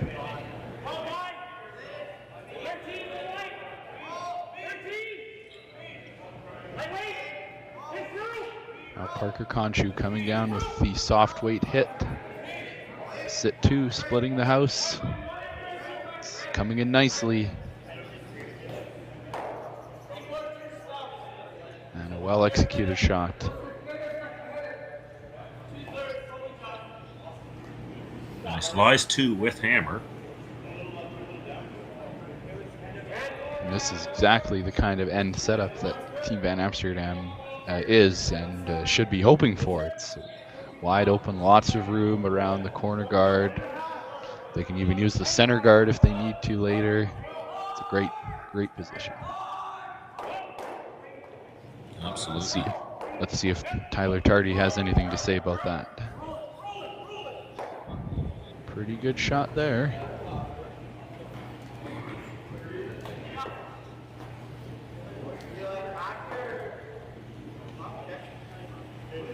So again, now it's just a matter of making the routine shots right.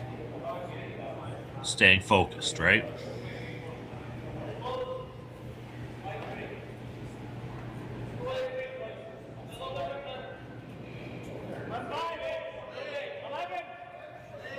Jason Ginter here looking to make that hit and roll back to the outside. And now they're saying go motioning for the curl. Oh, yeah, needed a little bit to get us some roll. You definitely didn't want to roll out there. So you stay aggressive on the make sure it doesn't roll outside. Mm-hmm. So a nice shot there still. Tyler Tardy. Oh, he might have popped this one a little bit wide. Oh, never mind. It's looking close. Trying to hold it. No, I'm all turned around here. It's kind of lucky to make contact in the end. That thing was moving. Wow. So even you said it looked like on release that he put it out a little bit. I thought so. I don't know if you got a replay on that or not. No, I do not, unfortunately. Oh, wow. Yeah, we don't usually take replays of misses that are unnecessary. Yeah. We're not mean over here. Sometimes they do tell the game story, however, or they are funny and blooper reel type of misses. And, well, you know, all have to laugh at ourselves sometimes. So, oh, if someone falls down, I'm pressing the replay button. And some of our viewers may have seen the famed Jason Ginter sprawl fall, where he hits every rock in the house. Yes, I can't remember for certain that shot. I may have not seen that one, but I might have to go look. Oh, I'll send it to you. It's quite glorious. We've But all that done shot it. was not so glorious. You saw quite a Ooh. reaction from Jason halfway down the sheet. That's not so good. Yeah, again, those are the quote the routine shots, right? And when you're focused and on, those are the shots you're making almost 100% of the time. Absolutely. Draw the house somewhere in the path of 12 feet is a rarely missed shot at this level. But again, that doesn't mean he's a bad player. It's it's a long game out there. There's many shots thrown, and this is an easy shot. And sometimes you take the foot off the gas just a tiny, tiny bit. And sometimes you just don't have the feel. There are those days too, right, Ryan? Oh, yeah. You know it. Those days where it's like, I can't hit the house, guys. There is no chance I'm making a draw today. Yeah, we got to make hit hits. and roll. I don't care how hard it is.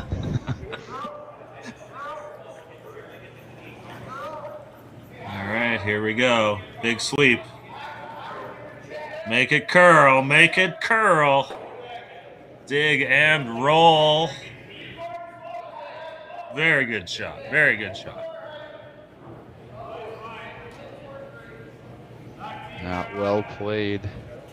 So if you're Team Van Amsterdam here, do you still go for the blank? You can see more than enough of that rock, or do you put it top 4 and hope for your deuce? So if you hit and roll under, Kui is going to freeze to you? Yeah. I don't know if he freezes if you nose it, but if you're fully under the guard, I think he's just lobbing it down to that. And where do you think he is in his draw game right now that he's going to bounce that? He struggled early on with draws, getting the right weight down, but he's a very experienced player. I'm sure he has it in his back pocket now.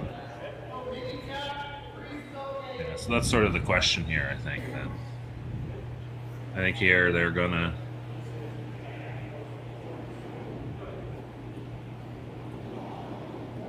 What do you think? Hit, roll in. Or are they gonna roll to the outside here? Probably to the outside. It's just a little easier. Looks like it's going to, whether they like it or not. You gotta stick around here. Jeremy, you gotta stick around. Oh. Now that is a nibbler. Is that top yellow one or top red one on? I don't think so. If it's on, I think Jeremy's playing the draw to top 4. Yes. Or the freeze, yeah. I think you're right. Okay. Blank end here coming, it looks like. I'm sensing a pattern on the scoreboard.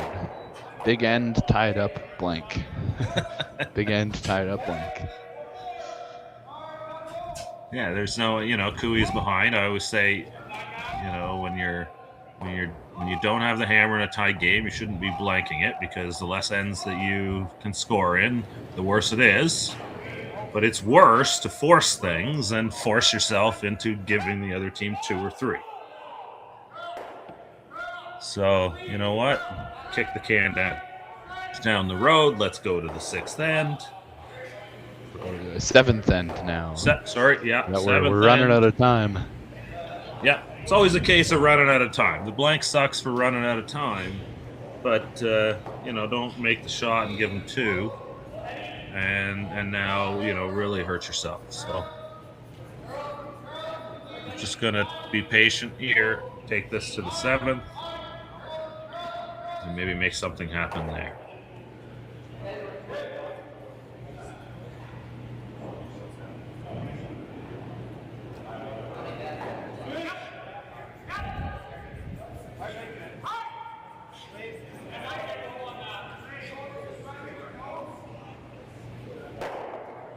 Nice and easy. Yep. Easy goes. So heading to 7 now, tied at 5.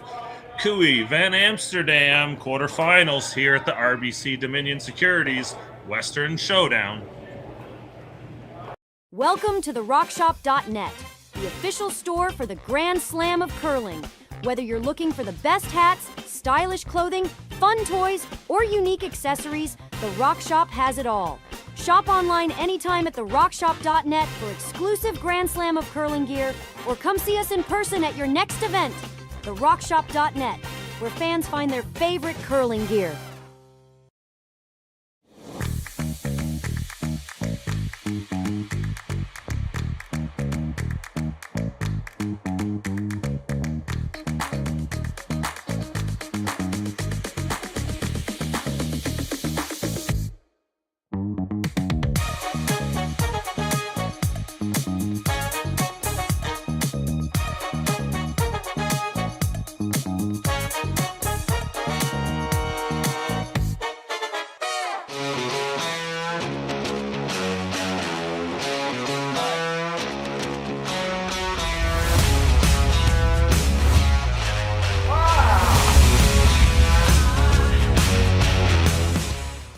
Developed over a decade in collaboration with the finest ice makers this side of the Atlantic, the Pebblehead PB5 is nothing short of a triumph of sophistication and craftsmanship. Weighing less than half its lumbering copper predecessors, yet boasting tenfold their durability, the PB5 delivers perfect, consistent ice, time after time. The PB5 by Pebbleheads.com, the apex of ice-making ingenuity for the roaring game of curling. Mostly because... And we are back, and I need to reset the camera. I am doing way too many things at once here. All right. Oh, we appreciate the hard work, Jerry. The viewers, they have no idea how much stuff is going on back here. And to top it off, we're trying to keep you entertained with our voices. It's so much fun. You know what? We would love to hear where everyone's watching from in the chat. We got, holy smokes, 800 and something people watching, 737 nice. Right now, I think. So really awesome. Thanks to everyone for tuning in this weekend, for liking the channel, for sharing the videos especially. That's the most important one. If you could, share this to your Facebook or to your Twitter or your Instagram or any of these things, cut highlights. We love it when you clip highlights from our stuff. Like, teams who do this stuff are awesome promoters of what we're trying to put out there for everyone. So, the whole point of putting this on YouTube for, quote, free is so that, we don't have to charge subscriptions for it.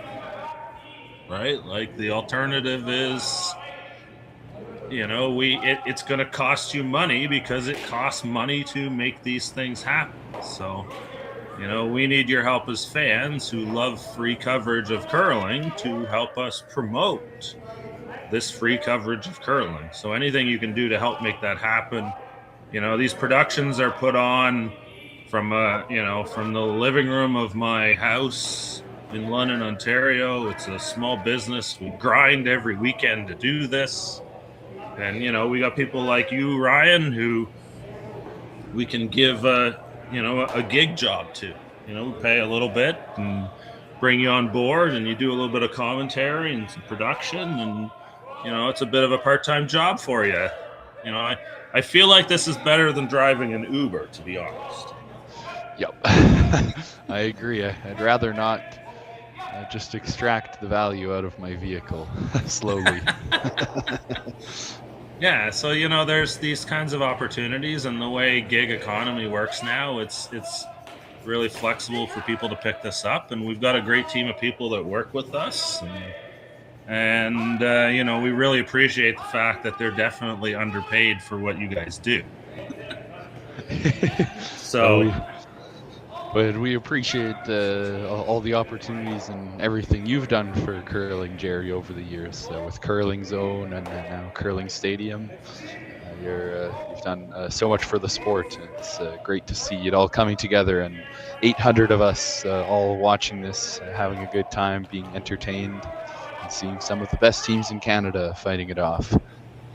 Yeah, absolutely. Like, I think there's there's opportunity here. There's value in the advertising and the commercial time, and we're working on figuring out ways to put a value on that time. Like that RBC Dominion Securities Wealth Management logo in the back there, that's on the screen for a lot of people right now. We got 750 of, our very best friends watching along right now. And that's a sponsor who has greatly supported curling for us here. And so, this is something we can try to figure out creates value for the sport, so that Chris Heichert and the Swift Current Curling Club can build events like this that can bring teams to town, and then they sell tickets in the facility for fans to come watch. It's all about building value out of this. And then, if we can figure out how to, give these sponsors good value, then, everybody benefits, the teams as well. Like QUI sponsors. Of course, the viewers getting good value out of these high quality streams. Absolutely. Free. That's it. You don't have to pay for this. You can watch it on your TV, most people. And, this is for the B circuit. These are the events where everybody's grinding it out, trying to make enough points to get to the Grand Slams. And, this is where you figure it out. And QUI's kind of fallen into this world, and they're trying to figure out how to get back into the Grand Slams and find that right magic again. And, of course, you got Van Amsterdam, who I think has played himself into the Grand Slams this year. And did it in events like this. So, these are important events for the tour. And if, to build these, Swift Current was a little bit of a, Field of Dreams model. This has been our best facility to, in how it's all been executed. Right? Like, it was a club with nothing being really hosted there. Chris Heichert wanted to bring events to town. And so we, let's put Curling Stadium in, let's start some events, let's find some sponsors, let's build it all up from there. And, Chris and the Curling Club recently won a tourism award in Swift Current for bringing events. That's awesome. I didn't know about that. They did a phenomenal job this weekend. The hospitality was fantastic. Had a very fun banquet on Friday night as well, where I got all the way to the final of the hot shots, and I missed my draw to the 8-foot. So. Almost went home with the fridge full of beer. Almost. Wow. So you were the other guy that didn't get in the photo. I think I saw the photo of the guy who won. Yep. It was tragic. No, but this has been a fantastic event, and we'll be looking to come back next year, or maybe even later this season. I'm sure they'll be hosting some more events as we've seen in March and April. Yeah, we'll see what the schedule works out to. I think, the second half schedule definitely has to be finalized right now. Mm-hmm. We might have to move events to a different club, but for Swift Current as a host, they do a bunch of great events for us. So it's always great to work with Chris. And the part you were talking about, I want to add to that, is the behind the scenes and what makes it fun for the team still to show up, right? You know, Swift Current isn't the easiest place to get to, but it is drivable for many of your teams. So that is a benefit that saves on some costs. And, you know, for the teams who do have to fly, it's, you know, there are costs that come into it. So you got to have more than just the dollars and the points to show up in towns like this sometimes. Absolutely. But this is your hobby too, right, Ryan? It needs to be fun too. Yes. Yeah, well, winning is fun also, so we're trying to do a little bit more of that these days. Yeah, well, yeah, you're always trying to find the magic that makes winning work, but if it's a slug and not fun, then it's hard to do it, right? Absolutely. You know, you got to find that mix between both, and that's what makes a 4-player curling team a really interesting dynamic.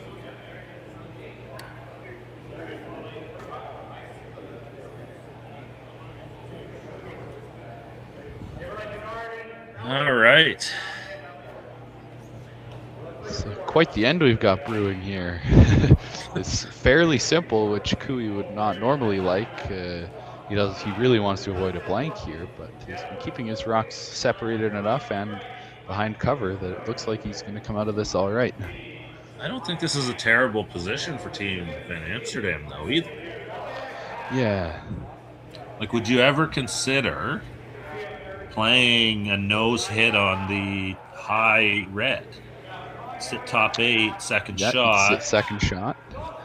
And then, you know, now, you know, again, here's where you start thinking about patient aggression, right? Like, this might be too passive. This might be a play that gets you forced to 1. And yeah, you have to make noise on a back red. Not that kind of noise, though. Yeah, exactly. Like, neither of those stones behind the tee line are bad for you if you're Van Amsterdam. Yep. And so if the top one's the problem, like, nose hit it, and if you...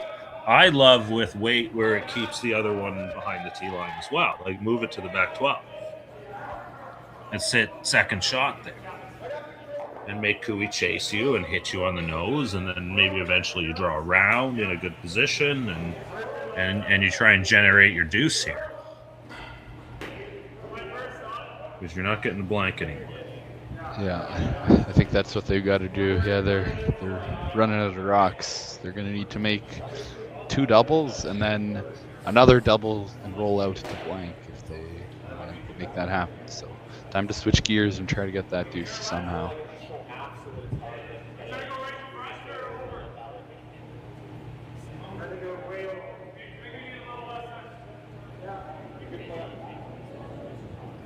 If you're Kui, what are you doing here? Yeah, it's either splitting the house like they're doing here, though they're really trying to go wide. You're almost running out of room in the rings, or you just guard that top 8 rock that Team Van Amsterdam would be keen to hit.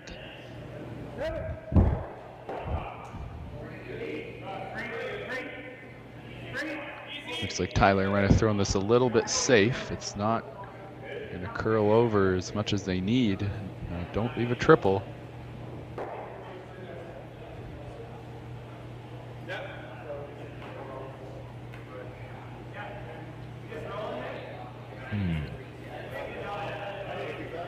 Very interesting. I don't think it hurts anything, and it does definitely make it a little bit more complicated, but again, not a dangerous stone for Van Amsterdam, realistically.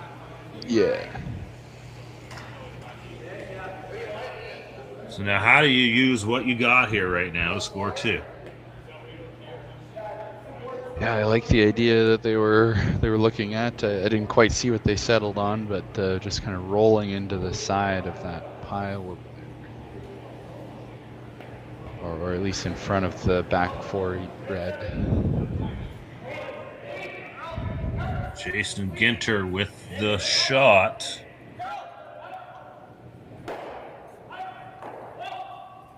Ooh, needed a kickback to be great, but yeah. Yeah, that angle's not ideal. Yeah, even if they were up throwing next, it's a tough hit and stay on the red. Wouldn't that be nice? Yeah, you added to the issue here. Exactly. Even if you were throwing, this isn't nice. Yep. Yeah, just a little unfortunate on that shot. If that had stayed shot, then it gets really interesting, especially because it would have created an angle onto the back red. Mm-hmm. And those are the kinds of things this guess we talked about, right? Where exactly to do that and get it to go there. But now I think it's safe to say that yellow one's not coming into play. So we might see a freeze on Jeremy's first. Have a practice draw to the back four. And then the same shot once Kui inevitably picks it out of there. But I think for now, Kevin's going to be pretty happy just splitting the house. That's what they've been looking at.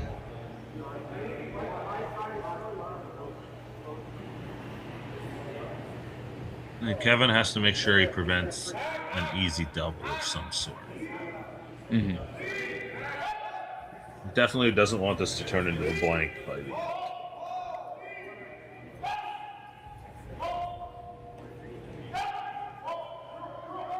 So there still has to be some careful consideration as to where these rocks go.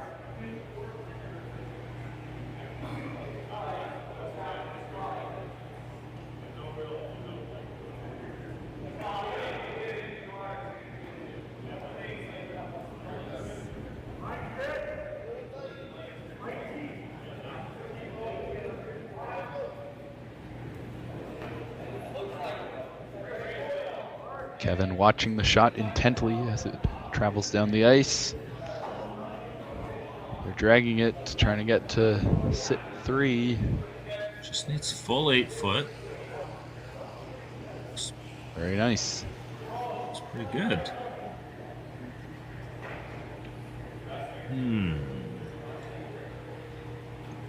You know what? Another foot deeper would have been ideal because there is the hit and roll to disturb the situation over on the other side. Yeah, that would be quite something. You gotta really fire this one. Yeah, you don't need to remove the red, but if you ever could get that red at least to the nose of the yellow, maybe you make things really interesting.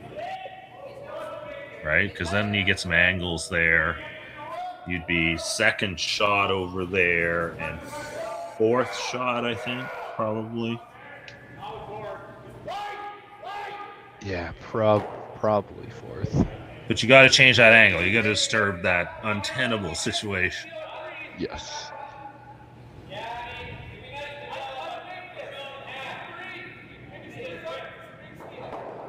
Did Jeremy throw it that hard? Oh yeah, he really threw it hard on the blank last end. There we go. Here we go, Jeremy Hardy. Looking for the that's not so good. He might have thrown it a little bit too hard on that one. Usually he's quite a bit closer on those. Had he made contact with that red stone that thin, he might have hit the back one and spun up and made a ridiculous triple. Yeah.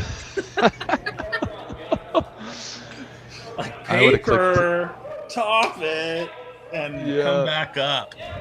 But man, he was so close to like the greatest shot that I've probably ever seen. Yeah. But still, it's a 0, unfortunately. My goodness. Yeah, close doesn't cut it.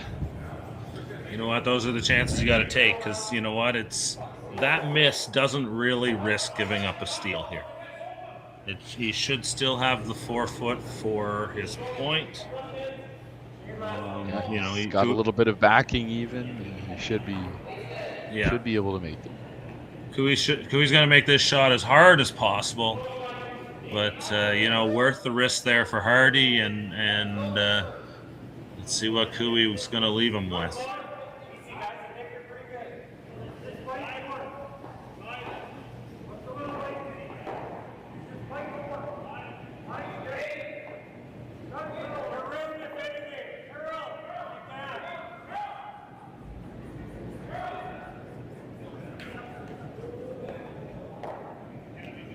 Looks like we lost the overhead there for a moment.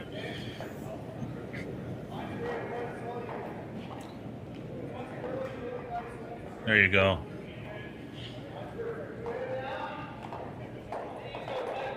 I've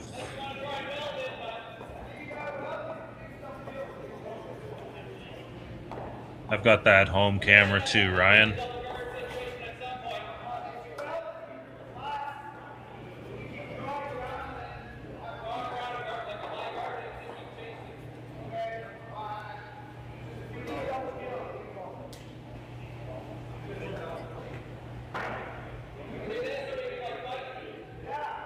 All right. What do you think here? There we go. Overhead's back. Nice work. Well, that intern draw is looking pretty easy to me. Pretty easy. That's what you got to be thinking as a skip. Throwing that last rock, that's your bread and butter. And it's good practice for the last end if you need to make a key draw. Yeah. What do they always say, Ryan? Fake it till you make it, right? Yes. You just got to keep going for it. That's how you get better at doing it. It's the only way. Yep. There is no substitute for experience. Absolutely. So he is going for the draw in the end here then, you think? I certainly hope so with where that broom is. Yeah. Yeah, it's... Seems like it's the draw. He's got some room there for error, like, a little rub off the front is not, could still stick around in the 4. Obviously, playing to the backing with the sweeping is also a potential option here. But, yeah. Throw the right weight. Looking pretty close there. Parker and Jason going hard on this. Yeah, looking pretty good. It's quite heavy, actually, but they've got the backing. Yeah, you kind of you figure out where you're at with the sweeping and then finish the shot, right? You got a window of spaces to be, and Jeremy Hardy is into the 4-foot for a point. Van Amsterdam leads 6-5, headed to the final end. The classic battle scenario. Cooey down 1 with hammer, needing 2 to win here. Quarterfinals at the RBC Dominion Securities Western Showdown. We'll be right back. Hey, Mark, you ready for this game tonight? Yeah, I'm excited, man. Cupsy, what are you doing over there? Don't worry, boys. Was just on AztecSafety.com, took a fire extinguisher safety course. Paul, I'm putting out the fires from now on. Woo!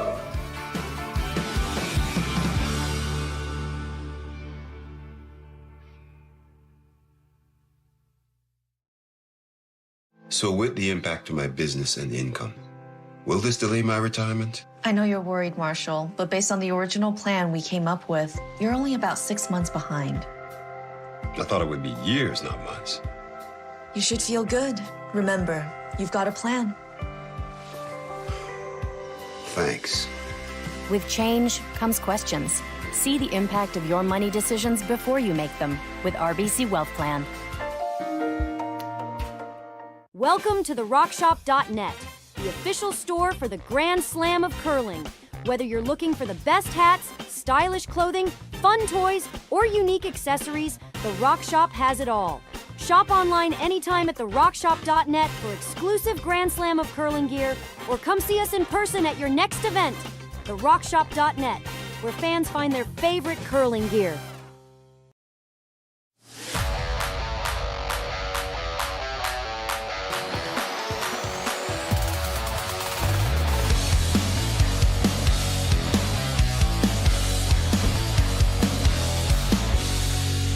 One of the games.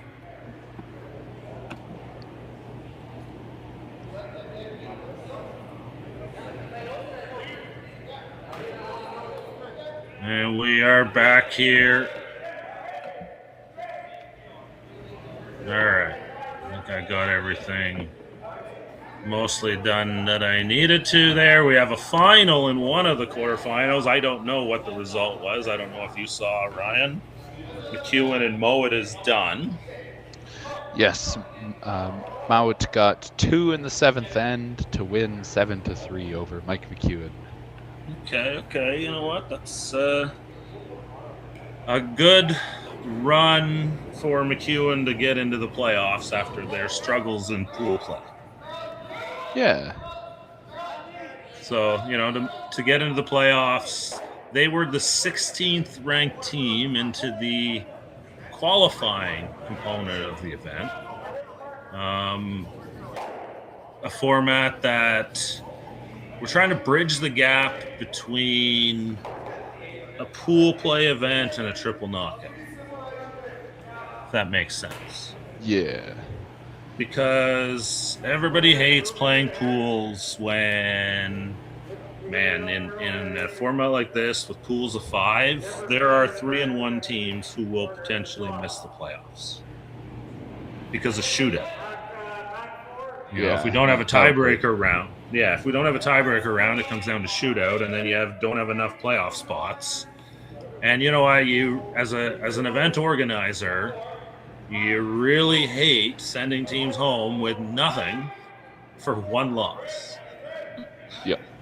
It sucks, and for the team, the one who has to go through it, you played good enough to make the playoffs. So, you really want to avoid that. So, doing pools is a way to control the number of games, because a lot of teams playing this weekend are going to the Grand Slam event next weekend in Saskatoon and Martinsville.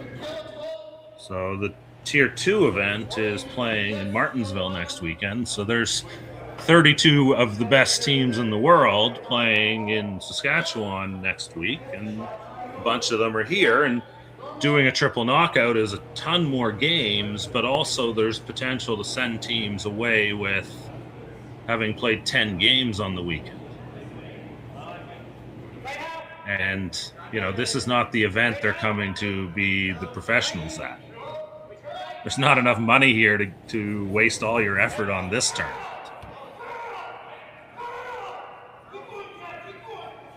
Yeah, and the winner of the Tier 2 event, if I remember correctly, gets into the next slam. Is that correct, Jerry?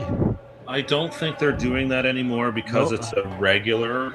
The change is that it's now they're doing a bunch of Tier 2 events.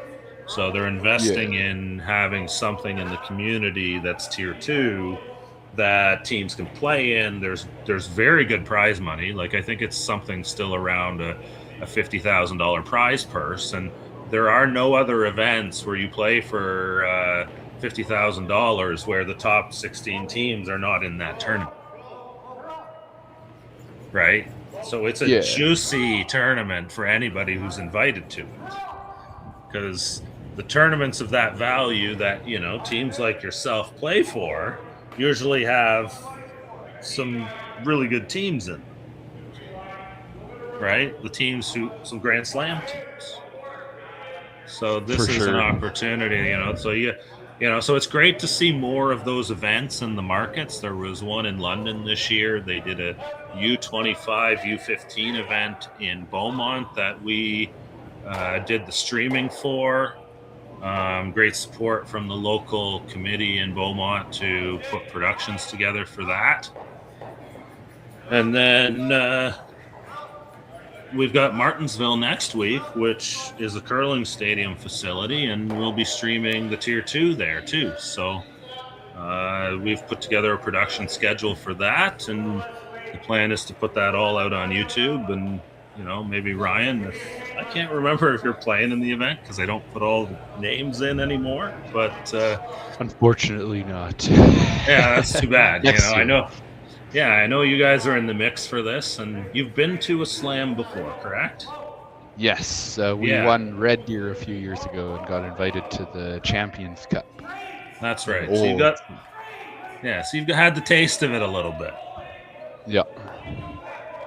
Yeah, gave up 5 in the first end when we played Jacobs. They loaded up the house, and boy, they made those angles and freezes perfectly. Welcome to the show, kid. Yeah. But we did end up beating Carson Sturmey. That felt good. Nice. Yeah, it's always an experience for teams. It's one of the things that you now play for, right? Like, you know, your people of your parents' age and grandparents' age were chasing the Brier and the Scotties, and then the Olympics came on board for teams, and now the Grand Slams are a big component of that too. And the growth of Rock League, which is exciting to see. The announcement is coming this week about what it's all supposed to be, I think. Yeah, that should be very interesting. Yeah, I think I heard Monday or maybe Tuesday. I could be wrong. Yeah, it's all tied to the Grand Slam next week in Saskatoon at the Merlish Belcher Center. That's how you say that. It's going to be exciting to see the best teams back in action after their, Europeans, World, and then the Olympic trials layoffs, right? Yeah. It's a little bit of a hangover effect here, and then the Christmas break and play down start for everybody. Everybody's got to regroup for second season. Exactly. That's a good way of putting it.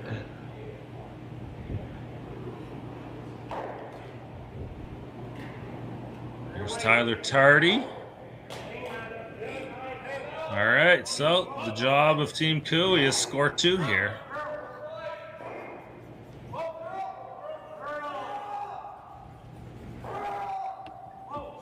Clark once again working hard to get it over.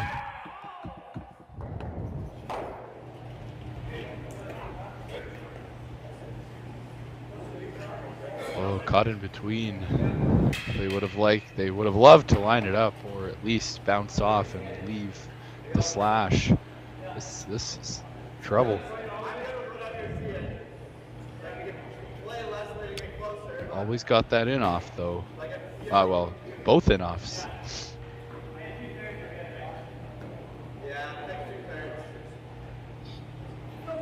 If you execute this right, they're both gone and you're in a great position.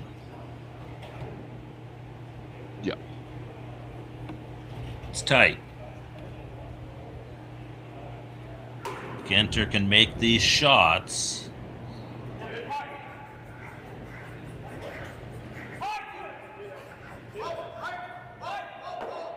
It's tight to the guard. It's looking good. Nice. Well done. You got a replay of that, don't you? Put a coin in the machine. Oh, you know it. Here we go.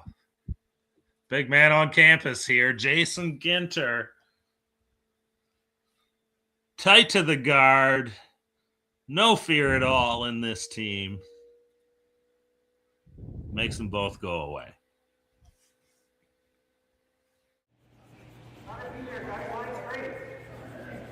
All right, we're back. Cooey can't stop now.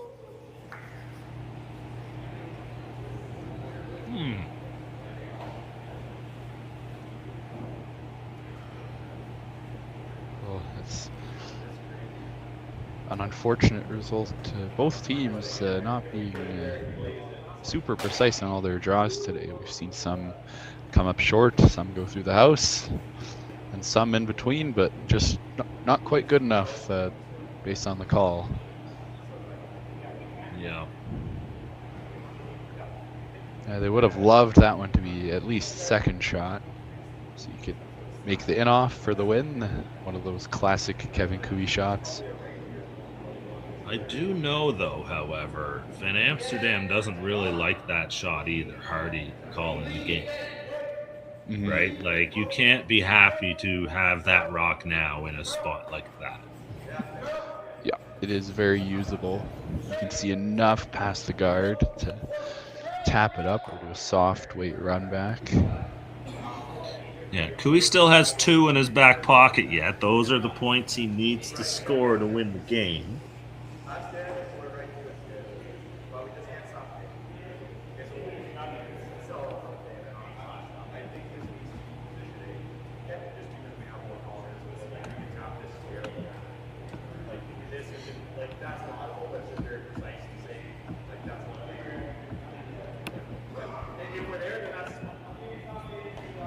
if you can sink another yellow one in there somewhere in front of the yellow on the button, Cooey's got to work some magic on his first shot. Yeah, your chance of he sets something up and keeps the single point alive. Yeah, your chance of winning this game outright goes up huge if you put this in the right spot. This is where you know, now if you're Van Amsterdam, yeah, I don't like that rock, but okay, let's go. Giddy up. It's go time.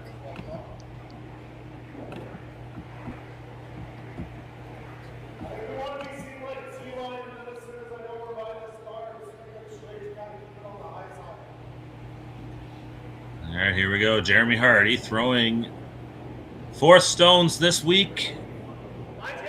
Skip. Team Van Amsterdam. Down the last 2 stones here. Quarterfinals. Jason Ginter, Parker Conshu on the brushes. Glenn Van Ant stand in for Evan this weekend. In the house. Places that stone right down in front. What do you think, Ryan? That's pretty damn good.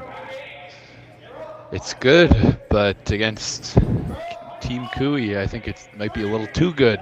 They queued up the triple off of on the overhead camera, the left yellow. You plant it onto the top 4 yellow. Both yellows are gone. You're sitting 1 buried. I think you can in off either of those triples. Either. Yeah, true. Left or right. Like, oh boy. That's not... Yeah, even the really wide one, you can roll in. It's tight past the other one, but you could probably roll right onto the pin also. Buried. Yep. First buried and third needing 2. I know they were talking about putting that yellow top 8 so that it choked off the run back on the top 12 red and also the path going down to that yellow. Yeah, this is the fear Kevin Cooey puts into teams. Yeah. It is a knee knocker to beat this guy. Or rarely is it not a knee knocker, I should say. Yep. So normally, at almost any level, you'd be pretty happy to put a rock top button buried. But let's see if Kevin Cooey has anything to say about this position.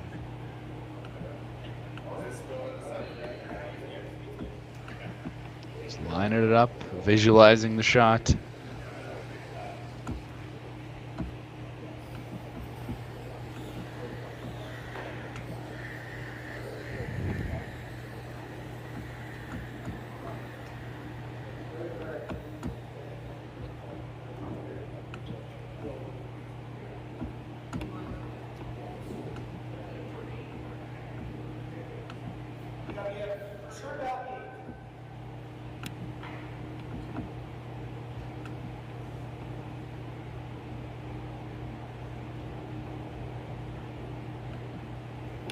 Big back swing, and here comes Kevin. Playing the out turn. Which one are we going to get here, Ryan? Oh, he's got to go for a piece. Oh! So close. So close to making all 3 of them fly. Yeah. It's a lot better than it was. Better than it was. I think you still got a chance to score 1 to get to an extra end here. But you know what? Sometimes you got to push your chips all in, and that time it didn't work.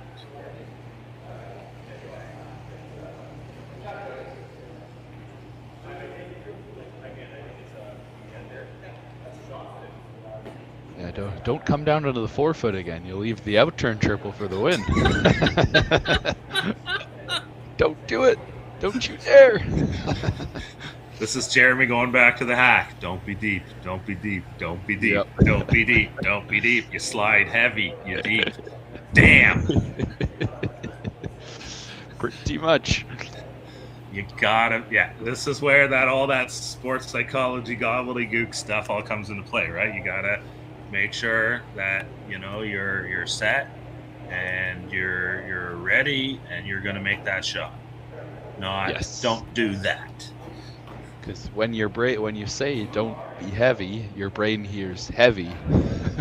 Absolutely. So that's what you do. Or you do too much, you throw a guard, and Kevin Cooey makes the easier double for 2. So let's see what Jeremy Hardy has here. The guys are on it. Follow the line.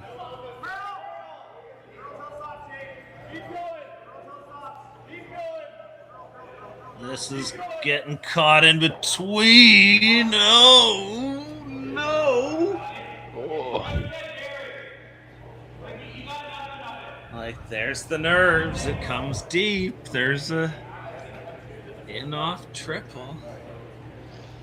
Yeah, if he wants to take it on, this like how you were talking about earlier, Jerry. This is where you have to talk about the odds. Like, what are the odds of us winning in the extra end?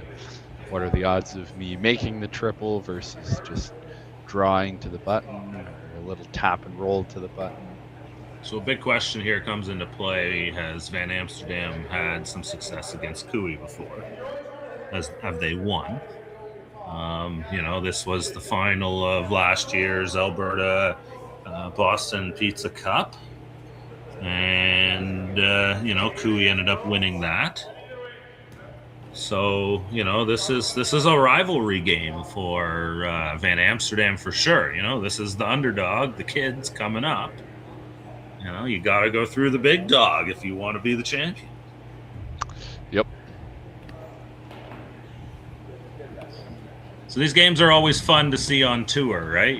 We don't see a lot of the season with what goes on, and it's always fun to be able to cover events like this where Kevin Cooey and Team Van Amsterdam were dropping into a random curling club in a town of like 25,000 people in the middle of the prairies and the minus 20s in the middle of winter to do this. So, but still a packed house. You can see a small subset of the fans who are at the Swift Current Curling Club this week. There's been a great show of support from everyone in Swift Current and the surrounding area. Yeah, it's great to see how people show up for this event.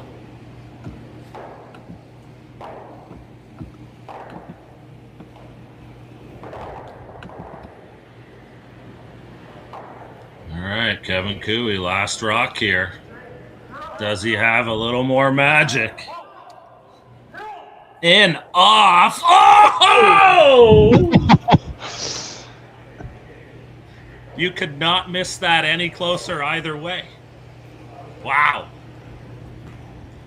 Goodness gracious, what a great try. He hit a tiny piece of that rock. So close. Just needed a tiny whisker more. Hit the top one, catch the back one, scored 2, but Van Amsterdam holds on for the win. It was some more points, I think, to the young guys. They got another 1 point, yeah.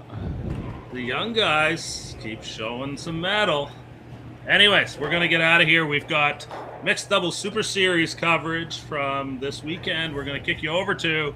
I hope you stick around and enjoy. For Ryan Jakes on the buttons, I'm Jerry Gertz, cameras and commentary. Thanks again for tuning in. We'll be back with the semifinals shortly from Swift Current. Thanks again.